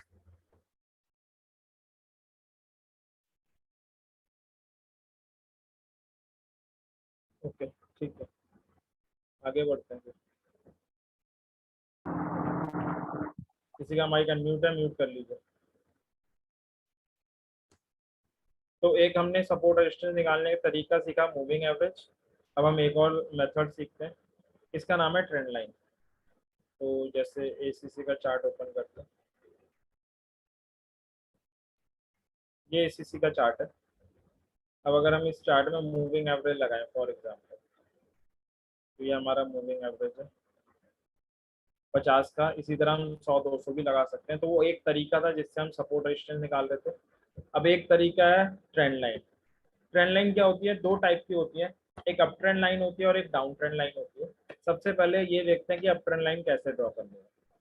तो अप ट्रेंड लाइन ड्रॉ करने के लिए आपको चार्ट में कोई दो लो पिक करने हैं। अब आप मुझसे पूछोगे कौन से दो लो, मुझे भी नहीं पता। आप कोई भी दो लो चार्ट में पिक कर सकते हो, जो भी आपकी मर्जी हो।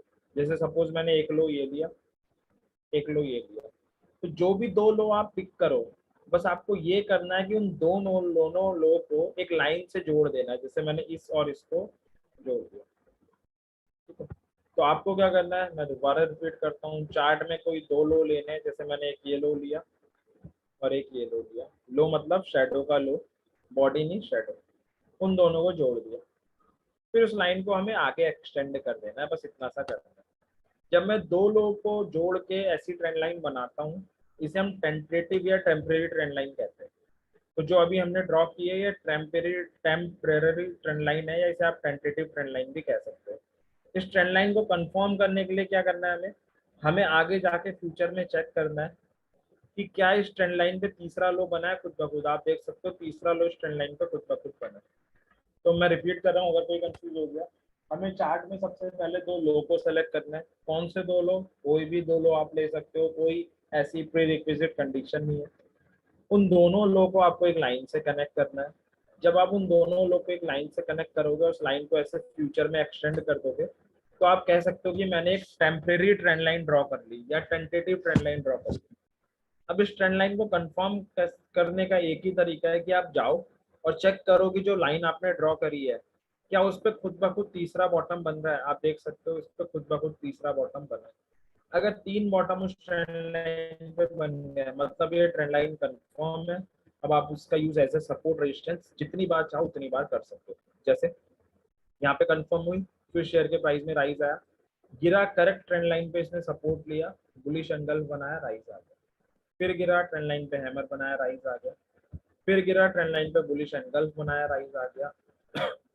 फिर गिरते हुए आया, ट्रेंड लाइन पे बुलिश हरामी बनाया, फिर राइज आ गया।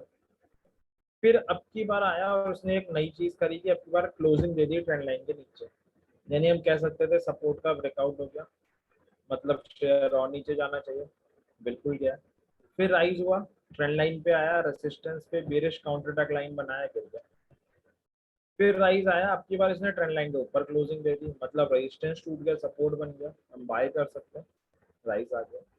फिर आया, अब की बार इसने ट्रेंड लाइन के सपोर्ट पे रिवर्सल नहीं बनाया, एक कैंडल के साथ नीचे क्लोजिंग दे दी, मतलब सपोर्ट टूट गया, हम सेल कर सकते हैं। तो एक ट्रेंड लाइन जो मैंने ड्रॉ करी थी उसने हमें 4 और 4 8 परफेक्ट ट्रेडें दी। अब इन फ्यूचर कभी एसीसी राइज भी होता है और उस ट्रेंड लाइन के पास आता है तो ट्रेंड लाइन इसके लिए एक इंपॉर्टेंट सपोर्ट एंड रेजिस्टेंस की तरह एक्ट करेगी। तो अभी अगर करंट सिनेरियो में देखें तो इस ट्रेंड लाइन का कोई भी यूज नहीं है एसीसी पे चार्ट में, तो कोई बात नहीं, हम नई ट्रेंड लाइन ड्रॉ कर सकते हैं। जैसे फॉर एग्जांपल मैंने इस लो को लिया और इस लो को लिया, दोनों को ज्वाइन कर दिया। अब अगर मैं फ्यूचर में जाके देखूं तो अभी इस पे तीसरा लो बना नहीं है, तो यानी मैं इस ट्रेंड लाइन को कंफर्म नहीं मान सकता।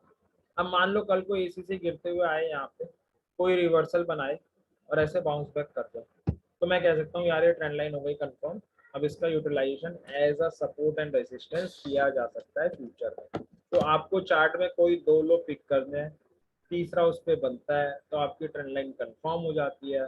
उसके बाद आप उसे as a support and resistance interchangeably बार बार यूज कर सकते हैं। तो ये था, अब और किसी चार्ट में ड्रॉ कर लेते हैं। स्टॉक का नाम टाइप कर दीजिए चैट बॉक्स में जिसमें आपको ड्रॉ करवानी है, 2-3 चार्ट में और ड्रॉ करते हुए पहले जो 2-3 नाम आएंगे उनके चार्ट रीड कर लेते हैं। तो आईओसी का नाम आया था, आईओसी से स्टार्ट करते हैं। अब जरूरी नहीं है हर चार्ट में ट्रेंड लाइन पॉसिबल हो, ट्राई करके देखते हैं किस किस चार्ट में होगी। तो अभी आईओसी का चार्ट है, अगर मैं इस चार्ट में कोई ट्रेंड लाइन ड्रॉ करना चाहे तो सपोज मैंने एक ये लो लिया,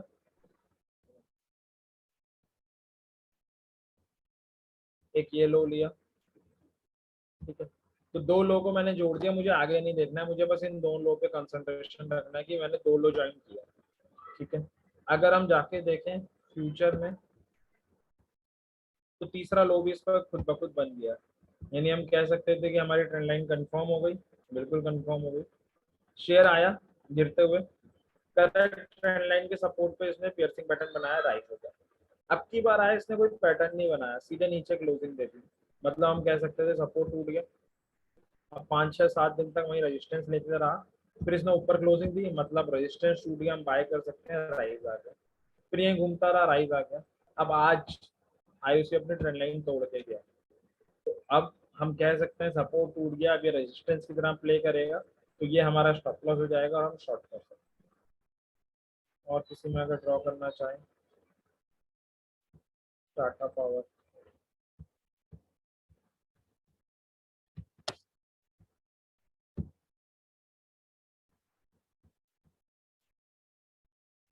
तो अगर हम टाटा पावर में कोई ट्रेंड लाइन ड्रॉ करना चाहें तो कोई भी दो लो ले सकते हैं, हमारे हाथ में हो। तो सपोज मैंने एक ये लो ले लिया, एक ये लो ले लिया, अब देखिए ये ट्रेंड लाइन कितनी बढ़िया ड्रॉ हुई है। इसको मैं दोबारा बताता हूँ मैंने क्या किया। मैंने इस लो को लिया और इस लो को लिया, ज्वाइन कर दिया। जब मैंने ज्वाइन किया, एक सेकंड, किसी थोड़ी सी मेरे को मिस हो गई, तो तीसरा लो इस पर खुद ब खुद बन गया, मतलब मेरी ट्रेंड लाइन कंफर्म हो गई। चौथी बार आया शेयर का प्राइस राइज हो गया, पांचवी बार आया राइज हो गया। फिर अगर करंट सिनेरियो में देखें तो करेक्ट ट्रेंड लाइन पे आया, दोबारा राइज हो गया, फिर आया राइज हो गया। अब ट्रेंड लाइन पे आया था, पियर्सिंग पैटर्न बनाया था, राइज होना चाहिए था, फिर टाटा पावर के आ गए रिजल्ट और इसने अपनी ट्रेंड लाइन का सपोर्ट तोड़ दिया और वीक भी हो गया। अब अगर फ्यूचर में टाटा पावर यहाँ से राइज होने लगता है तो ट्रेंड लाइन इसके लिए एज अ रेजिस्टेंस की तरह काम करेगी। अगर यहाँ पे रिवर्सल कैंडल बनाता है तो शॉर्ट करना है, अगर इसके ऊपर क्लोजिंग देता है तो बाय कर सकते हैं। और किसी चार्ट को लें, जैसे किसी को भी ले लेते हैं, आईसीआईसीआई बैंक को ले लेते हैं।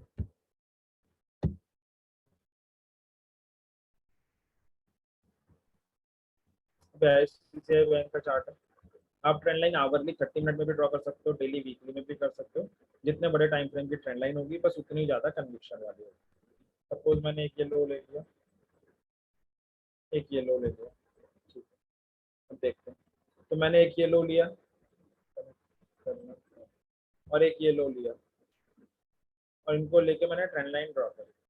तीसरी बार जब शेयर आया, शेयर ने लो नहीं बनाया, लो बनाने का मतलब अगर कोई कंफ्यूज हो गया, यहाँ से आके ऐसे बाउंस बैक नहीं करा, सीधे नीचे ही गिर गया, मतलब हमारी ट्रेंड लाइन कंफर्म नहीं हुई, हम इसका यूटिलाइजेशन नहीं कर सकते, ये ट्रेंड लाइन गलत है। तो जरूरी नहीं है हर चार्ट में ट्रेंड लाइन पॉसिबल ही हो सकता है ड्रॉ हो जाए, हो सकता है ना भी।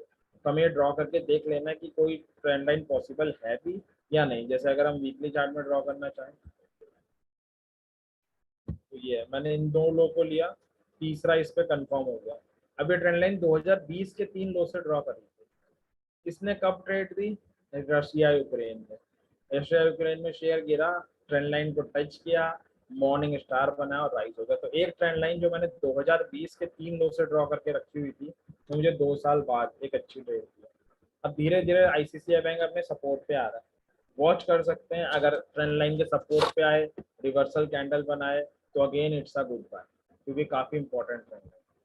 तो ये अप ट्रेंड लाइन थी कि अप ट्रेंड लाइन के थ्रू सपोर्ट कैसे निकालते हैं। इसमें किसी को कोई डाउट है तो पूछ लीजिए, फिर हम आगे बढ़ते हैं।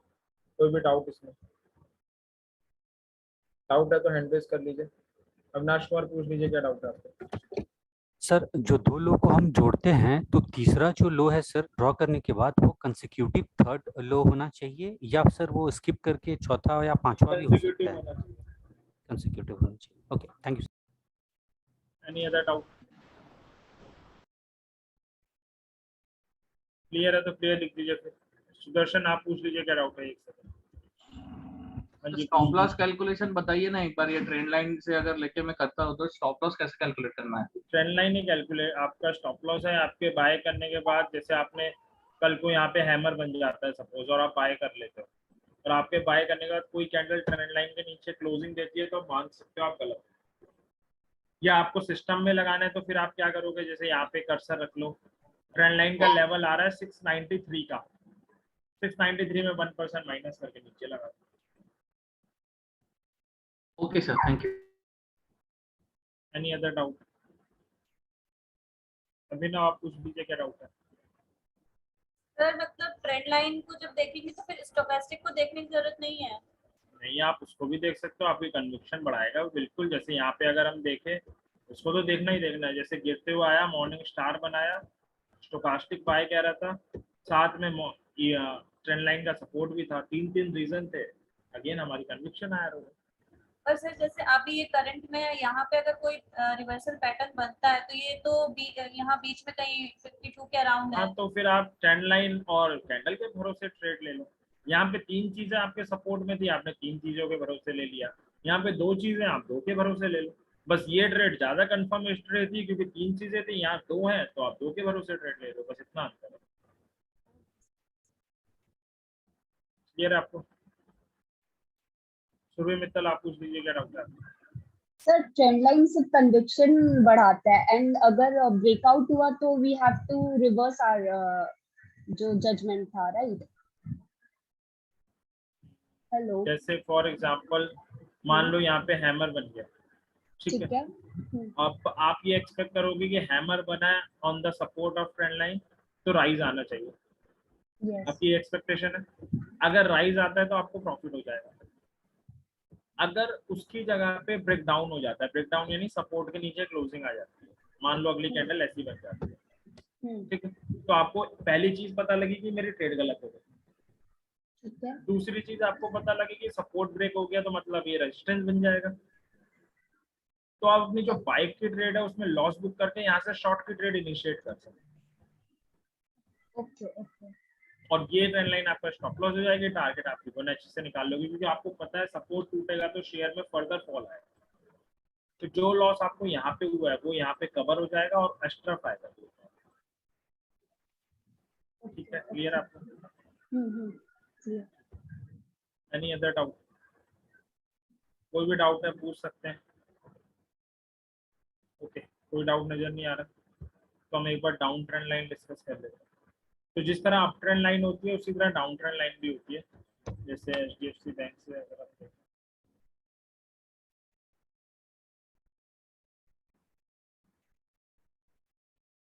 HDFC बैंक का चार्ट है,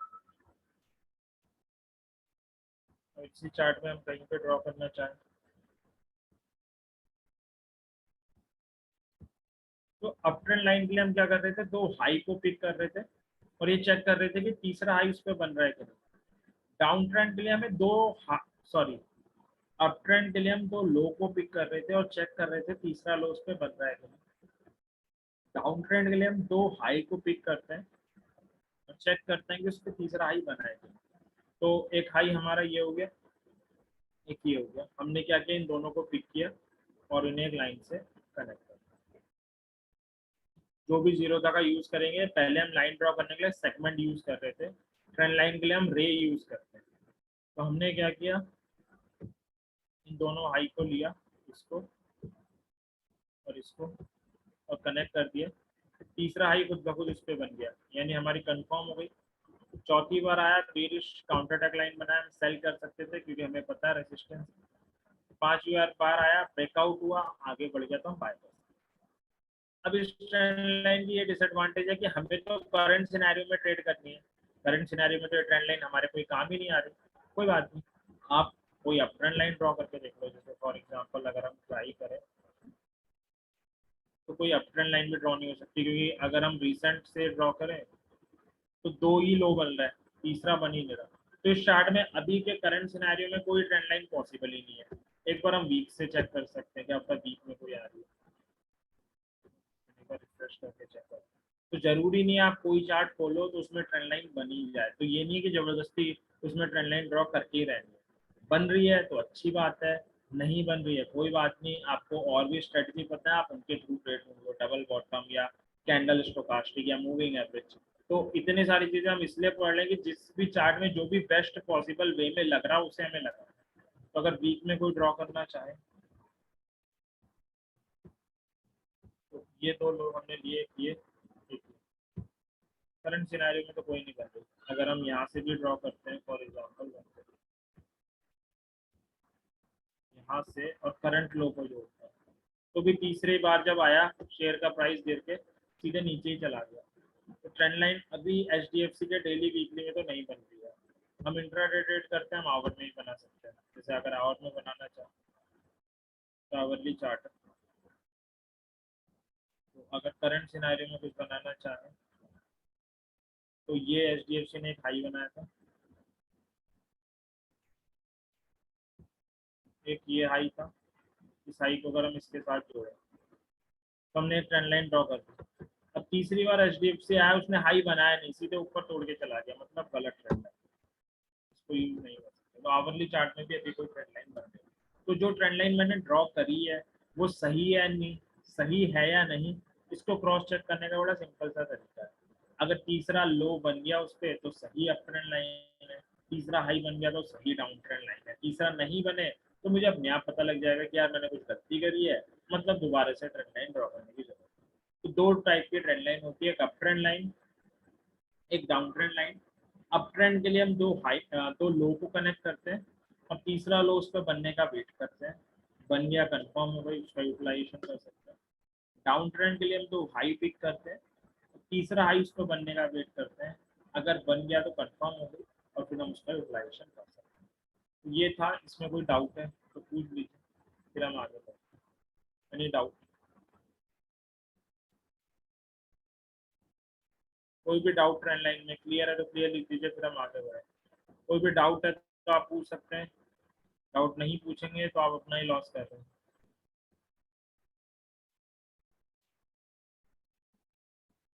और क्लियर है तो अच्छी बात है। अब आप लोगों का काम भी यही होगा कि डिफरेंट स्टॉक्स में ट्रेंड लाइन ड्रॉ करके चीज़ों को पोस्ट करना है, क्योंकि अभी जो ट्रेंड लाइन है वो मैं ड्रॉ करके दिखा रहा हूँ, लेकिन आपका जो क्लियरेंस है इसको ड्रॉ करने में, आपकी प्रैक्टिस, आपकी मास्टर तब आएगी जब आप खुद ड्रॉ करेंगे। तो आपका आज का वन ऑफ द असाइनमेंट भी ये है कि आपको डिफरेंट स्टॉक से चार्ट में ट्रेंड लाइन ड्रॉ करनी है और उनको कम्युनिटी में पोस्ट करना है। प्रदीप कांगड़िया पूछ लीजिए क्या डाउट है। सर ये ट्रेंड लाइन और ये जो हमने सीखा 50, 100, 200 का जो EMA SMA, इनमें से कौन सा ज्यादा कन्विक्शन? दोनों आपको लगा के रखना है। अगर एक जगह पे दोनों कंबाइंड होकर ट्रेड दे रहे हैं बहुत अच्छी बात है। अगर कहीं पे मूविंग एवरेज नहीं दे रहा, हो सकता है वहां पे ट्रेंड लाइन आपको दे दें। अच्छा, ओके सर। लास्ट में जब हमारे सारे कॉन्सेप्ट हो जाएंगे तो हम एक बार ये भी प्रैक्टिस कर लेंगे कि सारे कॉन्सेप्ट, इतने सारे कॉन्सेप्ट हो गए तो हमें कैसे एक साथ डिफरेंट चार्ट्स में लगाने। Any other doubt? क्वेश्चन रहा वो भी हम लास्ट में जब हमारे सारे कॉन्सेप्ट हो जाएंगे तब हम डिस्कस करेंगे। ओके। कोई और डाउट किसी को? ठीक है, तो आई सपोज नहीं है तो हम आगे बढ़ते हैं। अब हम सीखते हैं कि कैसे फेक ब्रेकआउट से बचें। ये जो टॉपिक है स्लाइड में प्रेजेंट नहीं है, तो जिनको नोट करना है वो नोट कर सकते हैं। इससे पहले सपोर्ट रेजिस्टेंस ड्रॉ करना सीख लेते हैं, हॉरिजॉन्टल फिर सीखेंगे। तो अभी तक हमने दो तरीके पढ़े सपोर्ट रेजिस्टेंस ड्रॉ करने के, एक पढ़ा मूविंग एवरेज, एक पढ़ा ट्रेंड लाइन। अब एक और मेथड है जो सबसे इम्पोर्टेंट है सारे मेथड्स में, वो है horizontal support and resistance line. तो उसको ड्रॉ करके देखते हैं। किस चार्ट से ड्रॉ करना है, नाम टाइप कर दीजिए, स्टॉक में ड्रॉ कर देते हैं। कोई भी स्टॉक जिसमें आपको लगे कि ड्रॉ करना चाहिए। इसी का नाम आए, इसी से स्टार्ट कर लेते हैं। तो आपको जब horizontal support and resistance line draw करनी है, सबसे पहले आपको चाहे कोई भी टाइप की ट्रेड करनी है, स्विंग या इंट्राडे, उससे मतलब नहीं। आपका पहला स्टेप होगा कि आपको उस स्टॉक का वीकली चार्ट ओपन करना है। तो आपको जब भी किसी स्टॉक के चार्ट में horizontal support and resistance draw करना है, आपका फर्स्ट स्टेप होगा कि चुपचाप जाकर उसका वीकली चार्ट ओपन कर लेना है, जैसे इन्फी का वीकली चार्ट। ठीक है, अब इस चार्ट में जो भी आपको टॉप एंड बॉटम नजर आ रहा है वहां पे लाइनें ड्रॉ करनी है। जैसे इन्फी के चार्ट में अगर हम देखें, एक टॉप ये बना था तो मैंने यहाँ पे एक लाइन ड्रॉ कर दी, एक टॉप ये बना था, यहाँ पे मैंने एक लाइन ड्रॉ कर दी, एक बॉटम ये बना था, एक लाइन मैंने यहाँ पे ड्रॉ कर दी, एक टॉप ये बना था, एक लाइन मैंने यहाँ पे ड्रॉ कर दी। इसके अलावा और तो कुछ मुझे यहाँ पे नजर नहीं आ रहा। नीचे बहुत सारे नजर आ रहे हैं, बट इनकी आज के करंट सिनेरियो में यहाँ पे ट्रेड हो रहा है, तो नीचे के ड्रॉ करके कोई फायदा नहीं। तो वीकली चार्ट में अगर मैं देखूँ तो मुझे यही टॉप बॉटम नजर आ रहा है, मैंने उन सारे टॉप बॉटम पे एक एक लाइन ड्रॉ कर दी।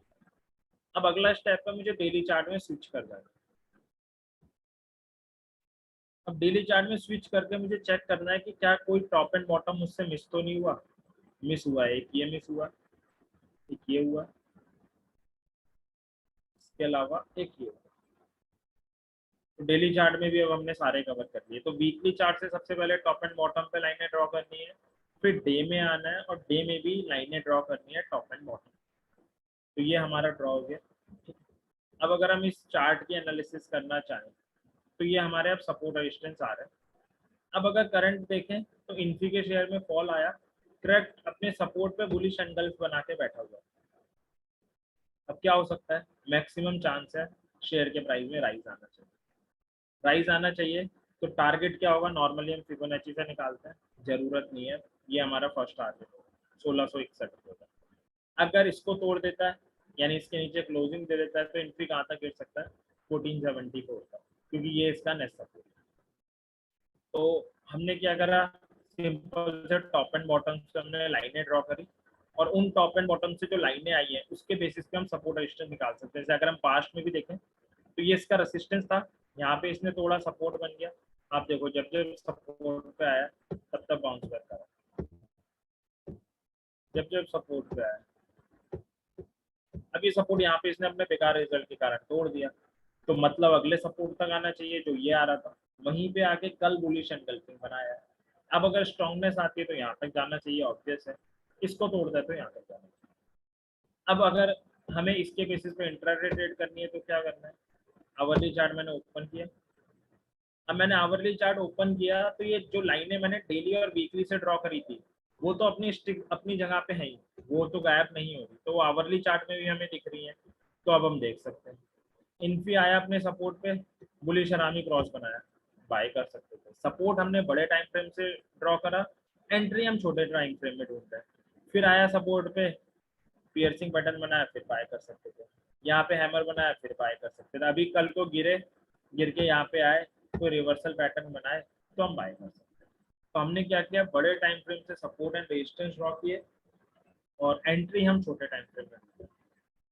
तो ऐसे ही अगर हम किसी और चार्ट में ड्रॉ करें, जैसे कौन सा चार्ट सेट में आया, एक्साइड इंडिया में ड्रॉ करें, सेम प्रोसेस है। सबसे पहले वीकली चार्ट ओपन करो उसका, ये गए वीकली में, जो भी टॉप एंड बॉटम नजर आ रहे हैं सबके ऊपर एक एक लाइन ड्रॉ करो। एक बॉटम ये है, रशिया यूक्रेन में इसका बना था, उसके बाद टॉप ये है।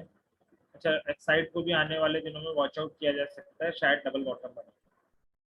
एक ये बनाया है टॉप, एक ये है, एक ये है, एक ये है, एक कोविड में ये है। इसके अलावा तो वीकली चार्ट में कुछ नजर नहीं आ रहा है। एक छोटा सा बॉटम ये भी हमने लगभग सारे कवर कर लिया। डे में जाना है, डे में अगर कोई छूट गया हो तो लगभग सभी कवर है। ठीक है, तो हमने सारे सपोर्ट रेजिस्टेंस ड्रॉ कर लिया। अब अगर प्रिडिक्शन करना चाहें तो ये हमारा चार्ट है एक्साइड का सिंपल सा। आज एक बेरिश कैंडल बना के गया, मैक्सिमम चांस है शेयर के प्राइस में फॉल आ सकता है। फॉल आएगा तो कहाँ तक आना चाहिए, यहाँ तक आना चाहिए। यहाँ पे आए कोई कैंडलस्टिक पैटर्न बनाए तो एक तो रीजन होगा कैंडल बन गई, दूसरा रीजन होगा सपोर्ट है, तीसरा आप स्टोकास्टिक चेक कर सकते हो, चौथा रीजन क्या होगा, चौथा रीजन होगा कि डबल बॉटम की एग्रेसिव एंट्री बन। चार रीजन हो जाएंगे, हम बाय कर सकते हैं, बहुत अच्छी पोजिशन में ट्रेड बन जाएगी। तो पहले हम डबल बॉटम कैंडल स्टोकास्टिक के बेसिस पे बाय कर रहे थे, अब हमने उसमें horizontal support and resistance line भी ऐड ऑन कर दी। और किसी स्टॉक में देखें, HDFC बैंक देखते हैं कि आज वो इतनी अच्छी ट्रेड क्यों थी। तो वीकली चार्ट से स्टार्ट करते हैं। ये हमारा वीकली चार्ट है, ये एक टॉप बना है, एक टॉप ये बना है, एक बॉटम ये बना है। आप देखो कोविड से पहले ये इसका टॉप बना हुआ था। एक सेकंड के लिए होल्ड करिएगा।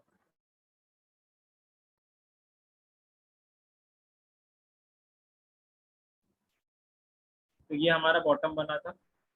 अब आप देखो ये मैंने वीकली चार्ट से ड्रॉ किया, एक ये बना। अब हम अगर डे में जाएं, डे में चेक करते हैं कोई छूटा तो नहीं है हमसे। छूटे हैं बहुत सारे, एक ये छूटा, एक ये छूटा। अब कल इसने क्या किया, ये अपने सपोर्ट पे आया था, रशिया यूक्रेन में जो बॉटम बना था वो सपोर्ट पे आया था, बुलिश काउंटर अटैक लाइन बनाई थी। अगर हम स्टोकास्टिक लगाए, स्टोकास्टिक ने हमें बाय कहा था, स्टॉप लॉस ये होता लाइन हम बाय कर सकते थे। अब टारगेट क्या होता, नॉर्मली हम फिबोनाची से निकालते, बट अगर हमने ये लाइनें ड्रॉ करी होती तो हमें पता होता पहला टारगेट तो ये लाइन है, करेक्ट इस लाइन को टच किया और नीचे गिरा। अब HDFC बैंक का फ्यूचर क्या हो सकता है यहाँ से शेयर का, बड़ा सिंपल है, या तो इसके ऊपर क्लोजिंग दे दे, मतलब अपना रेजिस्टेंस तोड़ दे, तो इसके लिए ये अपसाइड ओपन हो जाएंगी, यहाँ तक जा सकता है। इनके ऊपर क्लोजिंग दे दे तो यहाँ तक जा सकता है। लेकिन अगर इसके ऊपर क्लोजिंग नहीं दे पाया तो हो सकता है दोबारा गिर के आए सपोर्ट पे, सपोर्ट पे आए रिवर्सल कैंडल बनाए तो बाय कर सकते हैं इस टारगेट के साथ, और इसे तोड़ देता है तो कहानी बहुत वीक हो जाएगी। फिर हमें अगला सपोर्ट ड्रॉ करना पड़ेगा, जो अभी तक हमने ड्रॉ नहीं किया, ड्रॉ कर लेते हैं। वीकली चार्ट में चलते हैं।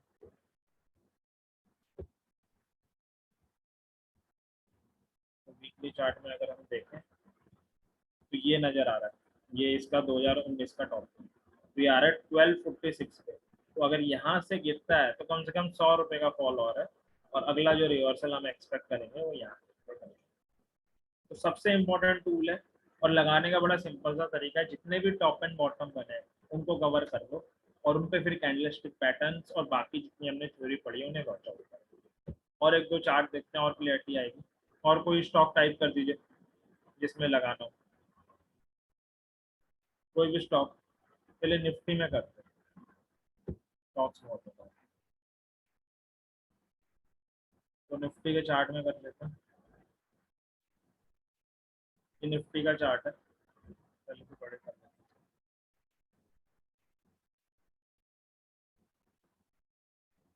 तो हमें क्या करना है, इसके वीकली चार्ट को ओपन करना है सबसे पहले।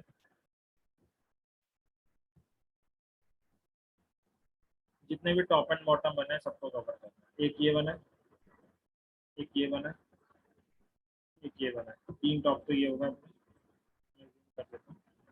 एक बॉटम ये बना है, एक ये बना है, एक टॉप ये है, एक बॉटम। इससे नीचे हम जा नहीं रहे क्योंकि अभी तो निफ्टी इतना ऊपर है, नीचे जाके क्या जाएगा। डे में चल लेते हैं, भी ऑलमोस्ट हमने सभी कवर कर दिए। एक ये और है, यहाँ पे काफी टॉप है, यही लेवल नजर आ रहा है।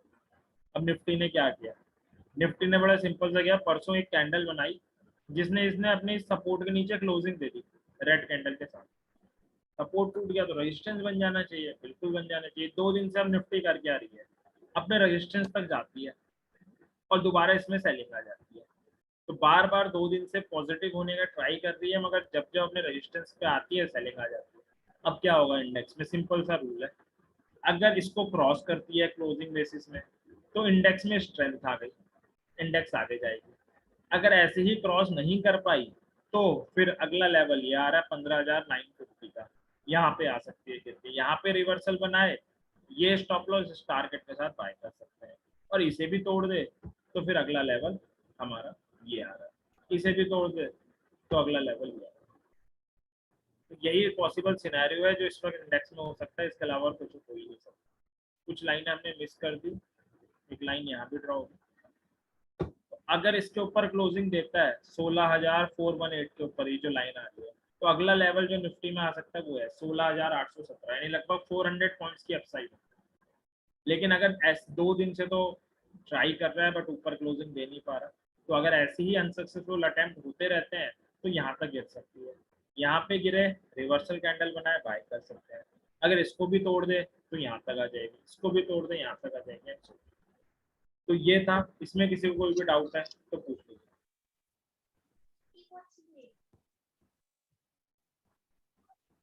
कोई डाउट?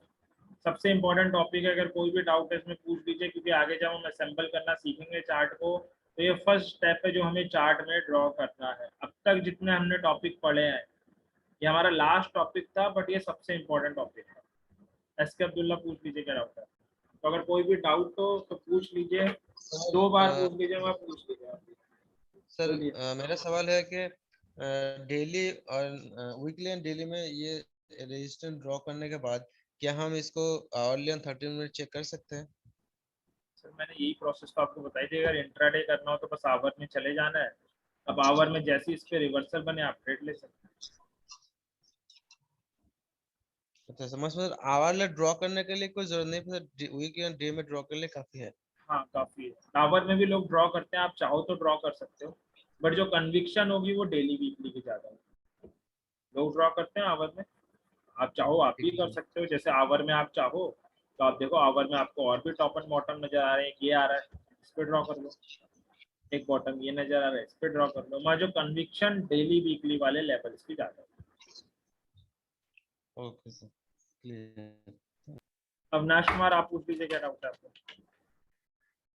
सर ये जो ग्राफ पे लाइन ड्रॉ करना है वो कैंडल का टॉप, बॉडी का टॉप होगा सर, या फिर जो हाई या लो है वो हम सेलेक्ट करेंगे, मतलब शैडो का? ये शैडो।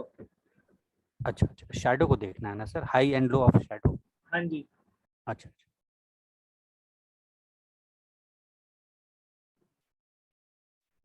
हाँ जी, और कोई डाउट? ध्रुव आप पूछ लीजिए क्या डाउट है।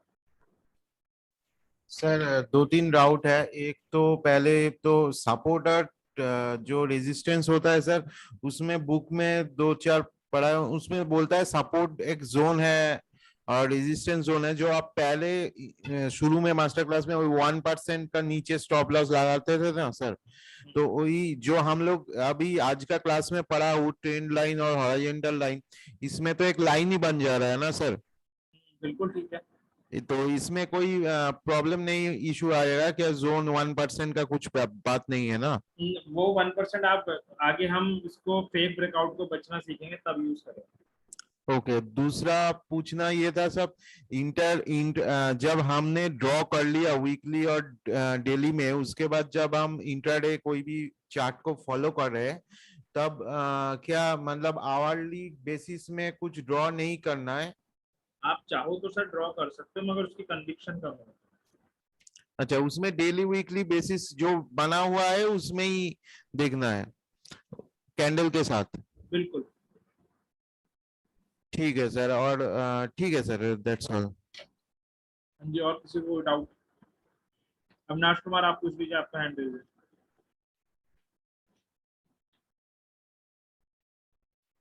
दुर्गा आपने पूछ लिया, केवल कुमार आप पूछ लीजिए। सर जैसे आपने ये सपोर्ट और रेजिस्टेंस बताया, तो इसमें जैसे और ब्रेकआउट और ब्रेकडाउन ये सब बताया जो, तो सर इसमें जैसे होता है, जैसे जैसे सपोर्ट रेजिस्टेंस को तोड़ रहा है सर, तो क्लोजिंग को देखेंगे उसमें जैसे तोड़ रहा है कि लो को देखेंगे सर? इसमें ब्रेकआउट में आप क्लोजिंग को देखोगे, ब्रेकआउट और ब्रेकडाउन।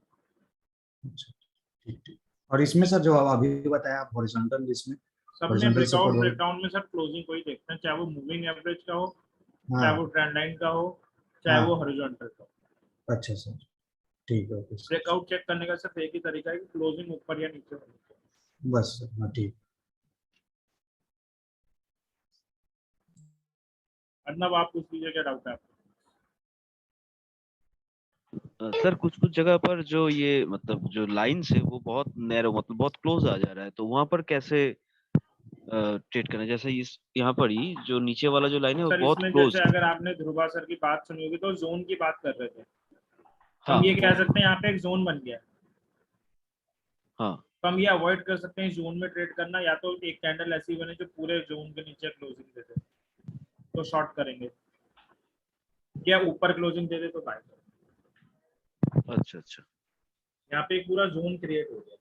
वो सप्लाई जोन डिमांड जोन जो है वही। वो सप्लाई जोन डिमांड जोन ही तो हॉरिजॉन्टल है, ये अब हमारा सप्लाई जोन हो गया। हाँ ये सप्लाई जोन है। टूटने सॉरी डिमांड जोन हो गया पहले, और टूटने के बाद सप्लाई जोन हो गया। अच्छा ठीक है सर।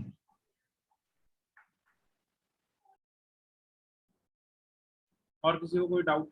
सुदर्शन आप पूछ लीजिए। सर एक्चुअली ये जो सपोर्ट रेजिस्टेंस जो है वो जनरली मैंने फॉरेक्स मार्केट में बहुत देखा है, मतलब जो जनरली एक्सओयू गोल्ड है या तो फिर आपका यूएसडी के साथ में जो भी कंपैरिजन वाला है उसमें, तो सपोर्ट एंड रेजिस्टेंस को मतलब हम लोग जब अभी कर रहे हैं तो वो बहुत बार सपोर्ट और रेजिस्टेंस तोड़ देता है, मतलब क्या वो सेफ है? उसमें भी वो सेम ही चलता है या कुछ अलग स्ट्रेटेजी सर होता है वो उसमें? सेम है, बस आपको ये करना है कि लोग क्या करते हैं, सपोर्ट के पास आता है तो खरीद लेते हैं। आपको सपोर्ट के पास आने पे खरीदना नहीं है, सपोर्ट के पास आने पे रिवर्सल कैंडल का वेट करना है, स्टोकास्टिक चेक करना है। अगर आप चेक करोगे ना तो जो सपोर्ट टूट रहा है उससे आप बच जाओगे। ओके ओके सर, नॉर्मली हाँ बोलिए, सॉरी सर बोलिए। नॉर्मली यही अप्रोच होता है, लोग सपोर्ट के पास खरीदते हैं, रेजिस्टेंस के पास बेचते हैं। आपको वो अप्रोच फॉलो नहीं करना, आपको थोड़ा सा पेशेंस रखना है। जैसे आप देखो यहाँ पे शेयर गिर के आया, अपने सपोर्ट पे हैमर बनाया, यहाँ पे आप स्टोकास्टिक चेक करो, वो भी बाय कर रहा है तभी बाय करो। ओके सर, लेकिन मतलब अभी लास्ट तो एक दो बार मैं बहुत बुरी तरीके से लॉस खाया था उसमें, तो जनरली सपोर्ट के ऊपर ट्रेड करा था, और वो टाइम पे ही मतलब जो यूक्रेन और इसका न्यूज आया था, तो वो सिनेरियो में वो मतलब ड्रास्टिकली गोल्ड जो था वो बहुत इंक्रीज हो गया था। सर जब न्यूज आती है तब तो हम कुछ कर ही नहीं सकते, न्यूज ही एक पावर है जो हमारी एनालिसिस को गलत कर सकती है। न्यूज में तो आप कितना भी टेक्निकल लगा लो सब फेल हो जाएगा। सर और ये सेम कमोडिटी में भी चल जाता है, जो अपना जर्मन 30 वगैरह जो है उसमें भी? इसी में भी चल जाएगा, जो भी चीज मार्केट में ट्रेड हो। Okay sir, thank you.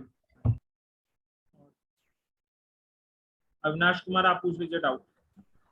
Sir ये न्यूज़ जो है वो पॉजिटिव है कि नेगेटिव, ऐसा भी कुछ क्राइटेरिया है क्या सर? हम क्या इसको अपने नॉलेज मतलब जो भी न्यूज़ है मर्जर एक्विजिशंस या मतलब फॉरेन में क्या एक्सपेंशन प्लान्स या इस तरह का सर, तो ये इसको भी हम यूज कर सकते हैं क्या सर, ये क्यूज या नॉलेज को? सर न्यूज बेस्ड ट्रेडिंग हमेशा घाटे मंदी होती है। तो सट्टेबाजी जैसे मर्जर वाली न्यूज थी एचडीएफसी की, वो तो पॉजिटिव थी, उसके बाद भी शेयर का प्राइस गिर गया। कई बार क्या होता है, शेयर अच्छे रिजल्ट देता है उसके बाद भी शेयर का प्राइस गिर जाता है। जी जी। जैसे अभी सर के साथ हुआ। माइंट्री और एलटीआई का अभी मर्जर हुआ है सर, और माइंट्री का शेयर अभी मार्केट भी डाउन है, बट माइंट्री का सर 32-3300 के आसपास दिख रहा है। हाँ। तो उस न्यूज को अगर आपको प्ले करना है ना, तो सबसे अच्छा तरीका ये है कि आपको उसको फंडामेंटली समझना पड़ेगा। अच्छा सर, मतलब फंडामेंटली पूरा नॉलेज होना चाहिए। बिल्कुल जी जी, ओके। पत्रिका रमेश केशवन आप पूछ दीजिए क्या डाउट है आपको? सर मेरा डाउट है कि ये जो हम लोग सपोर्ट और रेसिस्टेंस लाइन जो बनाया है, तो उसका कुछ कंडीशंस कुछ होते हैं सारे, मतलब जो कैंडल्स है वो रेड होना चाहिए या ग्रीन होना चाहिए, ऐसा कुछ है सर? सर ऐसी कोई कंडीशन नहीं है, बस हमें टॉप एंड बॉटम से ड्रॉ करना है, रेड कलर हो ग्रीन कलर हो इससे कोई फर्क नहीं। ओके सर, जो भी नजदीक है मतलब ट्रेंड चल रहा है उसके नजदीक का। हाँ जी, नहीं ऐसा नहीं है, आपको कोई भी जैसे कोई भी चार्ट बताइए जो आपका फेवरेट हो, स्टॉक कोई भी। ना अभी जो है सर उसमें आप बता दीजिए, कोई चलेगा कोई ना भी बताइए, प्रॉब्लम। नए में ड्रॉ करते हैं ना, आपको ज्यादा क्लैरिटी आएगी। कोई भी स्टॉक ओके, HDFC। सिंपल वाला, ठीक है। तो आप देखो वीकली चार्ट में हम गए इसके सबसे पहले।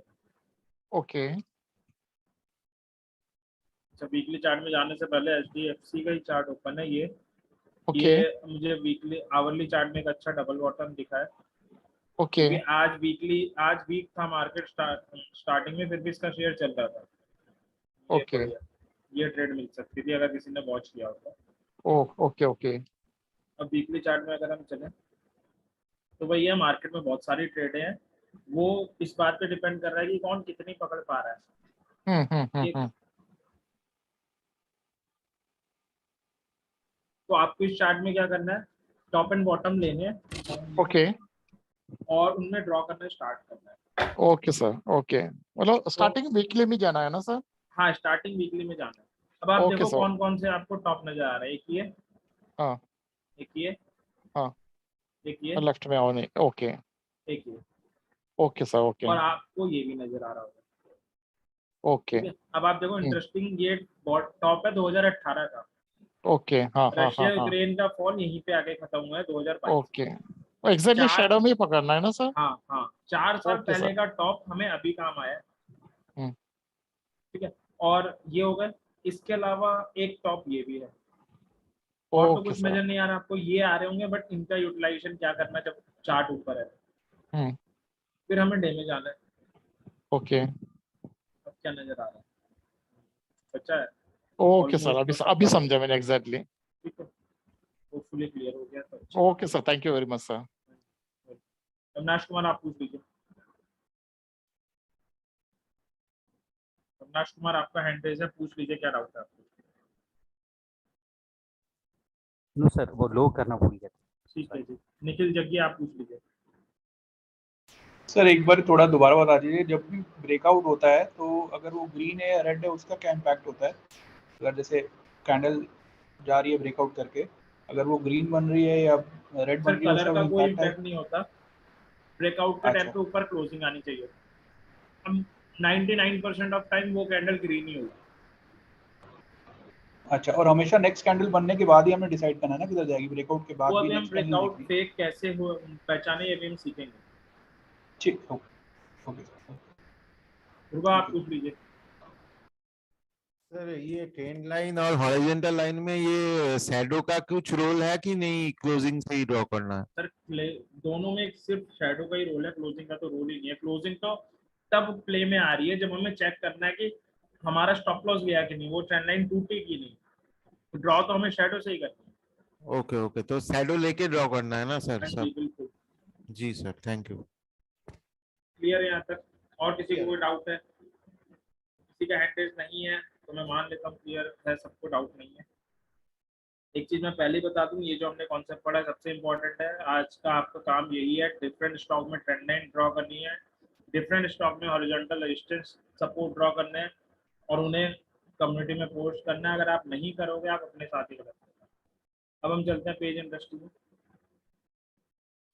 तो यहाँ पे एक इम्पॉर्टेंट कॉन्सेप्ट सीख लेते हैं। ये कॉन्सेप्ट स्लाइड्स में मौजूद नहीं है, तो अगर आप चाहो नोट कर सकते हो, अच्छा रहेगा। तो पेज इंडस्ट्री का ये रेजिस्टेंस था, हम देख सकते हैं बार बार यहाँ से गिर रहा था। अब पेज इंडस्ट्री के प्राइस में राइज आया, इसने ऊपर क्लोजिंग दे दी, हम कह सकते हैं ब्रेकआउट हो गया। नॉर्मल केसेस में कई बार लोग कहते हैं कि यार एक कैंडल ऊपर क्लोज दे गई, इससे ही हम मान लें क्या ब्रेकआउट हो गया। तो ये ब्रेकआउट सच में हुआ है कि नहीं, ये जेन्युइन है कि नहीं, इसको जानने के दो तरीके हैं जो यूएस में मेजॉरिटी ट्रेडर प्रीफर करते थे। वो है, एक तो है 2 कैंडल रूल, दूसरा है 1% पेनिट्रेशन। तो ये स्लाइड्स में नहीं है दोनों रूल, आप चाहो तो नोट कर सकते हो, अदरवाइज रिकॉर्डिंग में तो आ जाएगा। तो ये दोनों रूल क्या कहते हैं, दोबारा लिख देता हूं। पहला था 1% पेनिट्रेशन। ये रूल क्या कहता है, जैसे फॉर एग्जांपल ये रेजिस्टेंस था 43,000 का, तो 43,000 का 1% फाइंड करो, इसका 1% कितना होगा 430 रुपये होगा, कैलकुलेट करने की जरूरत नहीं है। तो हमारा रेजिस्टेंस था 43,000, जो भी रेजिस्टेंस है उसका 1% फाइंड कर लो, 1% फाइंड करो, तो इसका 1% आता है 430। अब जो कैंडल ऊपर क्लोजिंग देकर गई है उसमें ये चेक करो क्या 430 रुपये ऊपर क्लोजिंग आई है। तो अगर हम 43,000 में 430 ऐड करेंगे तो आता है 43430। तो क्लोजिंग क्या आई है 43189 आई है, यानी 1% के नीचे आई है। मतलब चांसेस है कि ये फेक हो सकता है, ब्रेकआउट हो सकता है, दोबारा शेयर नीचे गिर जाए। तो हमें इस कैंडल के बाद बाय नहीं करना चाहिए था, क्योंकि जो हमारा 1% पेनिट्रेशन रूल है ये फॉलो नहीं कर। दूसरा रूल है, दूसरा है 2 कैंडल रूल। दूसरा 2 कैंडल रूल कहता है कि 2 कैंडल लगातार वेट कर लो। जैसे आप देखो इस कैंडल ने ऊपर क्लोजिंग दी है, आपने अगली कैंडल देखी इसने भी ऊपर क्लोजिंग दे दी, तो 2 कैंडल अगर लगातार ऊपर क्लोजिंग देते तो मान लो कि जेन्युइन ब्रेकआउट है तो आप बाय कर सकते। तो 2 रूल है, एक 1% एक 2 कैंडल, दोनों में चेक करके देख लो कौन सा लग रहा है, जो भी लग रहा है उसके बाद ही बाय करो। तो यहाँ पे अगर हम देखें तो इस कैंडल में 1% तो लग नहीं रहा था, तो हमने 2 कैंडल रूल अप्लाई किया, 2 कैंडल लगातार ऊपर क्लोजिंग दे गई, तो हमें इस कैंडल के ऊपर में बाय करना चाहिए। हम कभी भी इस कैंडल में बाय नहीं करेंगे, क्योंकि इस कैंडल में हमें अभी कंफर्म नहीं था कि ब्रेकआउट जेन्युइन है या नहीं।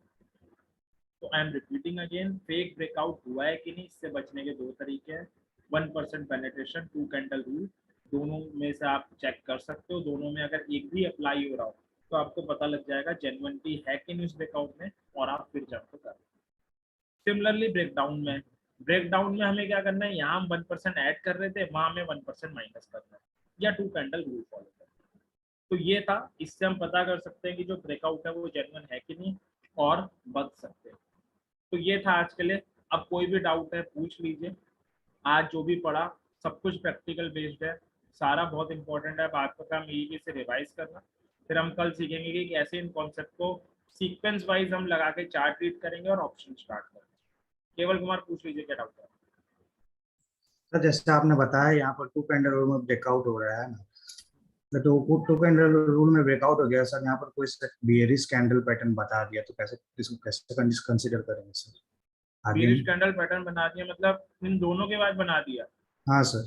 तो हमें लेना ही नहीं है, ऑब्वियस है। अच्छा, मतलब कैंडल को ही सबसे पहले फॉलो करना है, सबसे पहले? कैंडल तो साइकोलॉजी बता देती है मार्केट में, उसको तो मिस कर ही नहीं सकते। ठीक है sir, okay sir. Hand down कर लीजिए डाउट पूछ के। ध्रुव आप पूछ लीजिए क्या डाउट है।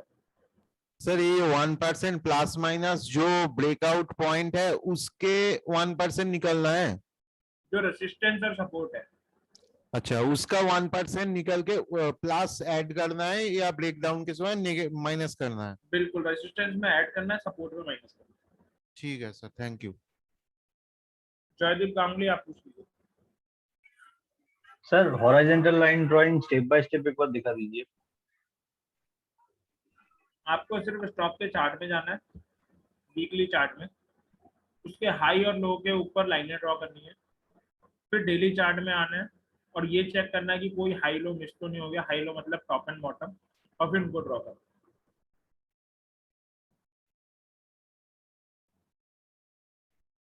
होपफुली क्लियर होगा। रफीदीन आप पूछ लीजिए। सर ये ज़ेरोधा में जो ऑप्शंस का जो है ना वो 6 मंथ का स्टेटमेंट है, कोई दूसरा ऐप है सर जो मतलब बिना स्टेटमेंट से जो कर सकते हैं? सर नहीं, सब में वो मांगेंगे ही मांगेंगे। सब में मांगेंगे सर? हाँ जी। या तो आप अपने ITR फिल करते हो आप? जी। तो ITR लगा दो। ठीक है, एक्चुअली उसमें ऑप्शन नहीं दिखा, मतलब वो सीखी था, मैं देखेगा सर, मुश्किल। Thank you sir. Deep thinker आप पूछ लीजिए। हाय सर, एक्चुअली मैंने ये जानना था, जो ये फेक ब्रेकआउट में आपने जो 1% रूल बताया, तो उसमें हम बॉडी देखेंगे या शैडो देखेंगे?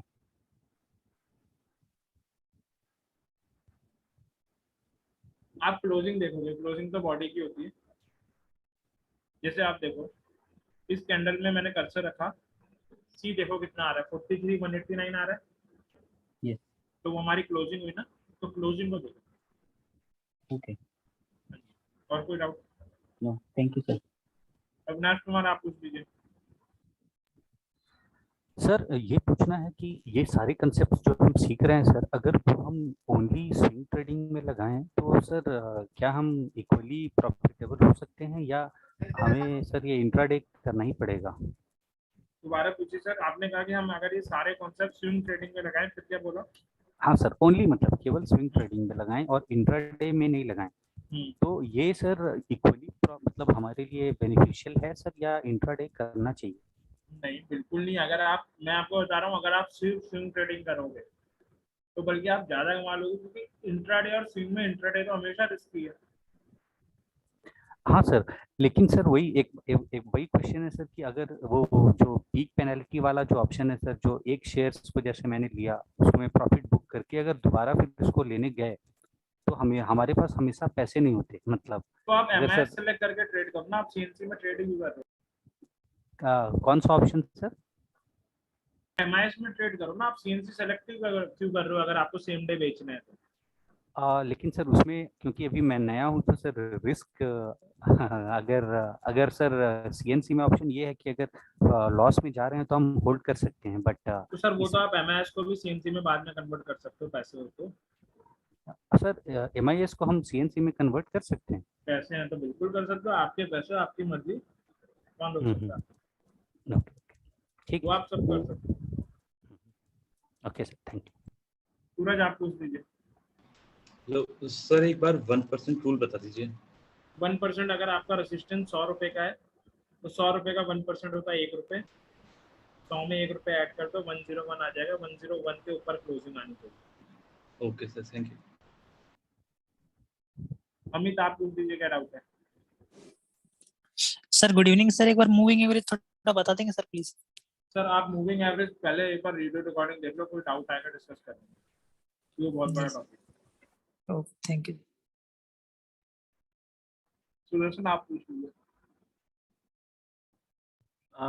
सर एक्चुअली मनी मैनेजमेंट करके कुछ फंडा होता है क्या? और एक तो ये डाउट है सर, और सेकंड थिंग ये जो साइकोलॉजी है सर उसके ऊपर कैसे काम करें? क्योंकि अभी मैं मतलब ट्रेडिंग करने में इतना अभी फिलहाल तो कॉम्प्लेक्स इतना आ जाता है कि थोड़ा भी अगर नेगेटिव होता है तो ऐसा लगता है कि अभी क्लोज कर दे। तो नहीं सर, मनी मैनेजमेंट और साइकोलॉजी पे हम लास्ट डे डिस्कशन कर लेंगे। Okay sir. रंजन कुमार आप पूछ लीजिए। फिर से बतला दीजिए sir. 2 candle rule sir. Sir 2 candle rule ये कह रहा है कि रेजिस्टेंस के ऊपर लगातार 2 कैंडल ऊपर क्लोजिंग दे दे, मतलब हम मान सकते हैं सक्सेसफुल हो गया। Okay sir, thank you sir. Sukhminder Singh आप पूछ लीजिए। सर मैंने एक बात सुनी थी, जैसे ये फॉल्स ब्रेकआउट हो रहा है ना, एक कैंडल हुई है ना, 2 कैंडल रूल जैसे बताया कि 2 कैंडल के बाद हम ले सकते हैं। तो मैंने कहीं सुना था आप इंट्राडे ट्रेडिंग कर रहे हो तो आपको 1 या 2 या 3 तक रुकना चाहिए। क्या पता ऊपर सेलर वेट यहाँ पे सेल कर रहे हो, जैसे ही आपका बाय और सेलर की क्वांटिटी मैच होगी ये वापस रिवर्स मार जाता है। सर आपको 2 वेट करने की जरूरत है, उसके ज्यादा वेट करने की जरूरत नहीं है, फिर तो वो ज्यादा ओवर एनालिसिस हो जाएगा। तो मोर देन इनफ। ठीक है। अर्नब आप पूछ लीजिए, क्या डाउट है आपको? हाँ सर, बोले कि अगर सपोज मैं इंट्राडे कर रहा हूँ तो मेरा सपोर्ट रेजिस्टेंस पे अगर ये 2 कैंडल फॉर्मेशन देखना है तो वहां पर तो बहुत ज्यादा टाइम लग जाएगा ना, 30 मिनट्स में, तो एंट्री तो बहुत लेट हो जाएगा सर उसमें। सर कंफर्मेशन भी तो मिलेगी, और वो आपको सिर्फ ब्रेकआउट के टाइम पे करना है, रिवर्सल के टाइम पे थोड़ी करना है। अच्छा, ब्रेकआउट जेन्युइन है कि नहीं ये पता करने के टाइम पे करना है, हर वक्त थोड़ी ना करना। ठीक है सर। हाँ आप पूछ लीजिए, क्या डाउट है आपको? सर मुझे ये पूछना है, ये जो 1% पेनिट्रेशन में आपने बताया था कि हमें रेजिस्टेंस का 1% निकालना है। बिल्कुल, अगर 100 रुपए का रेजिस्टेंस है उसका 1% 1 रुपया होता है, उसमें ऐड कर दोगे तो 101 आ जाएगा। तो हमें ये चेक करना है क्या क्लोजिंग 101 के ऊपर आई है कि नहीं। तो इस क्लोजिंग जो कौन सी वाली कैंडल की देखनी है, जो रेजिस्टेंस को तोड़ रही है, जो रेजिस्टेंस की नेक्स्ट बन रही है? नहीं, जो रेजिस्टेंस को तोड़ रही है। जो रेजिस्टेंस, ठीक है सर। ध्रुव आप पूछ लीजिए, क्या डाउट है? सर अगर मान लीजिए मैं कल के लिए इंट्राडे में वॉच लिस्ट बना कर रखता हूँ, मतलब पैटर्न देख के सब कुछ देख के 10 स्टॉक हो उसमें, तो अभी सुबह उठ के 9:15 में मैं देख रहा हूँ कुछ स्टॉक मतलब बढ़ रहा है, कुछ कम रहा है। तो वहां पर इनिशियली जो स्टडी करने के लिए परसेंटेज का मान लीजिए 1-3% बढ़ गया, 1-2% गिर गया, तो उसमें वो परसेंटेज बढ़ने से कुछ स्टडी का प्रायोरिटी देने का कोई जरूरी है कि नहीं है? नहीं, ऐसा कुछ जरूरी ऐसा कोई इम्पोर्टेंस नहीं है ना उसका? नहीं, नहीं कोई इम्पोर्टेंस नहीं। Thank you sir. केवल कुमार आप पूछ लीजिए। सर जैसे ये सपोर्ट और रेजिस्टेंस जैसे हम लोग फाइंड करते हैं सर, तो एक तरह से जैसे सपोर्ट हो गया, ये बाइंग जोन हो जाता है सर, है ना, और रेजिस्टेंस सेलिंग जोन हो जाता है। तो क्या सर ये जैसे मतलब हम कुछ ऐसा तरीका है क्या जैसे फाइंड कर सकते हैं, जैसे बड़ी बड़ी कंपनियां या जहाँ पर जैसे पैसा इन्वेस्ट करती है? सपोर्ट और रेजिस्टेंस जोन होते हैं, मेजॉरिटी ट्रेडर्स के बारे में बता रहे होते हैं, तो आप मान सकते हैं कि मेजॉरिटी पार्टिसिपेंट्स यहीं पे सपोर्ट देना चाह रहे हैं, क्योंकि हम जैसे रिटेलर थोड़ी ना सपोर्ट दे पाएंगे। हाँ, तो वही मैं पूछ रहा था सर, जैसे मेजॉरिटी पार्टी कौन सा एरिया में ज्यादा सपोर्ट दे रही है, कौन सा एरिया में ज्यादा रेजिस्टेंस दे ऐसा कुछ रही नहीं है? है, ऐसा कुछ हम पता नहीं कर सकते। अच्छा ठीक है सर। जैसे सर वॉल्यूम को ऐड करके, वॉल्यूम वगैरह वॉल्यूम वाला जो वो इंडिकेटर है आप उसको कर ऐड सकते हो, बिल्कुल कर सकते हो। ठीक है। शुभम गुप्ता आप पूछ लीजिए क्या डाउट है। सर जैसे इसमें ब्रेकआउट हुआ है, तो हर किसी के ब्रेकआउट पे अपन 1% पेनिट्रेशन चेक करेंगे ना? बिल्कुल, ये जानने के लिए कि जेन्युइन है कि नहीं। अच्छा, और जैसे ही 1% पेनिट्रेशन कंप्लीट होता है या करेक्ट होता है, तो उसके बाद अपन बाय कर सकते हैं? बिल्कुल। कि या फिर कैंडल वगैरह भी या स्टोकास्टिक वगैरह अपने को देखना पड़ेगा? नहीं सर, ब्रेकआउट में तो हम चेक ही नहीं करते।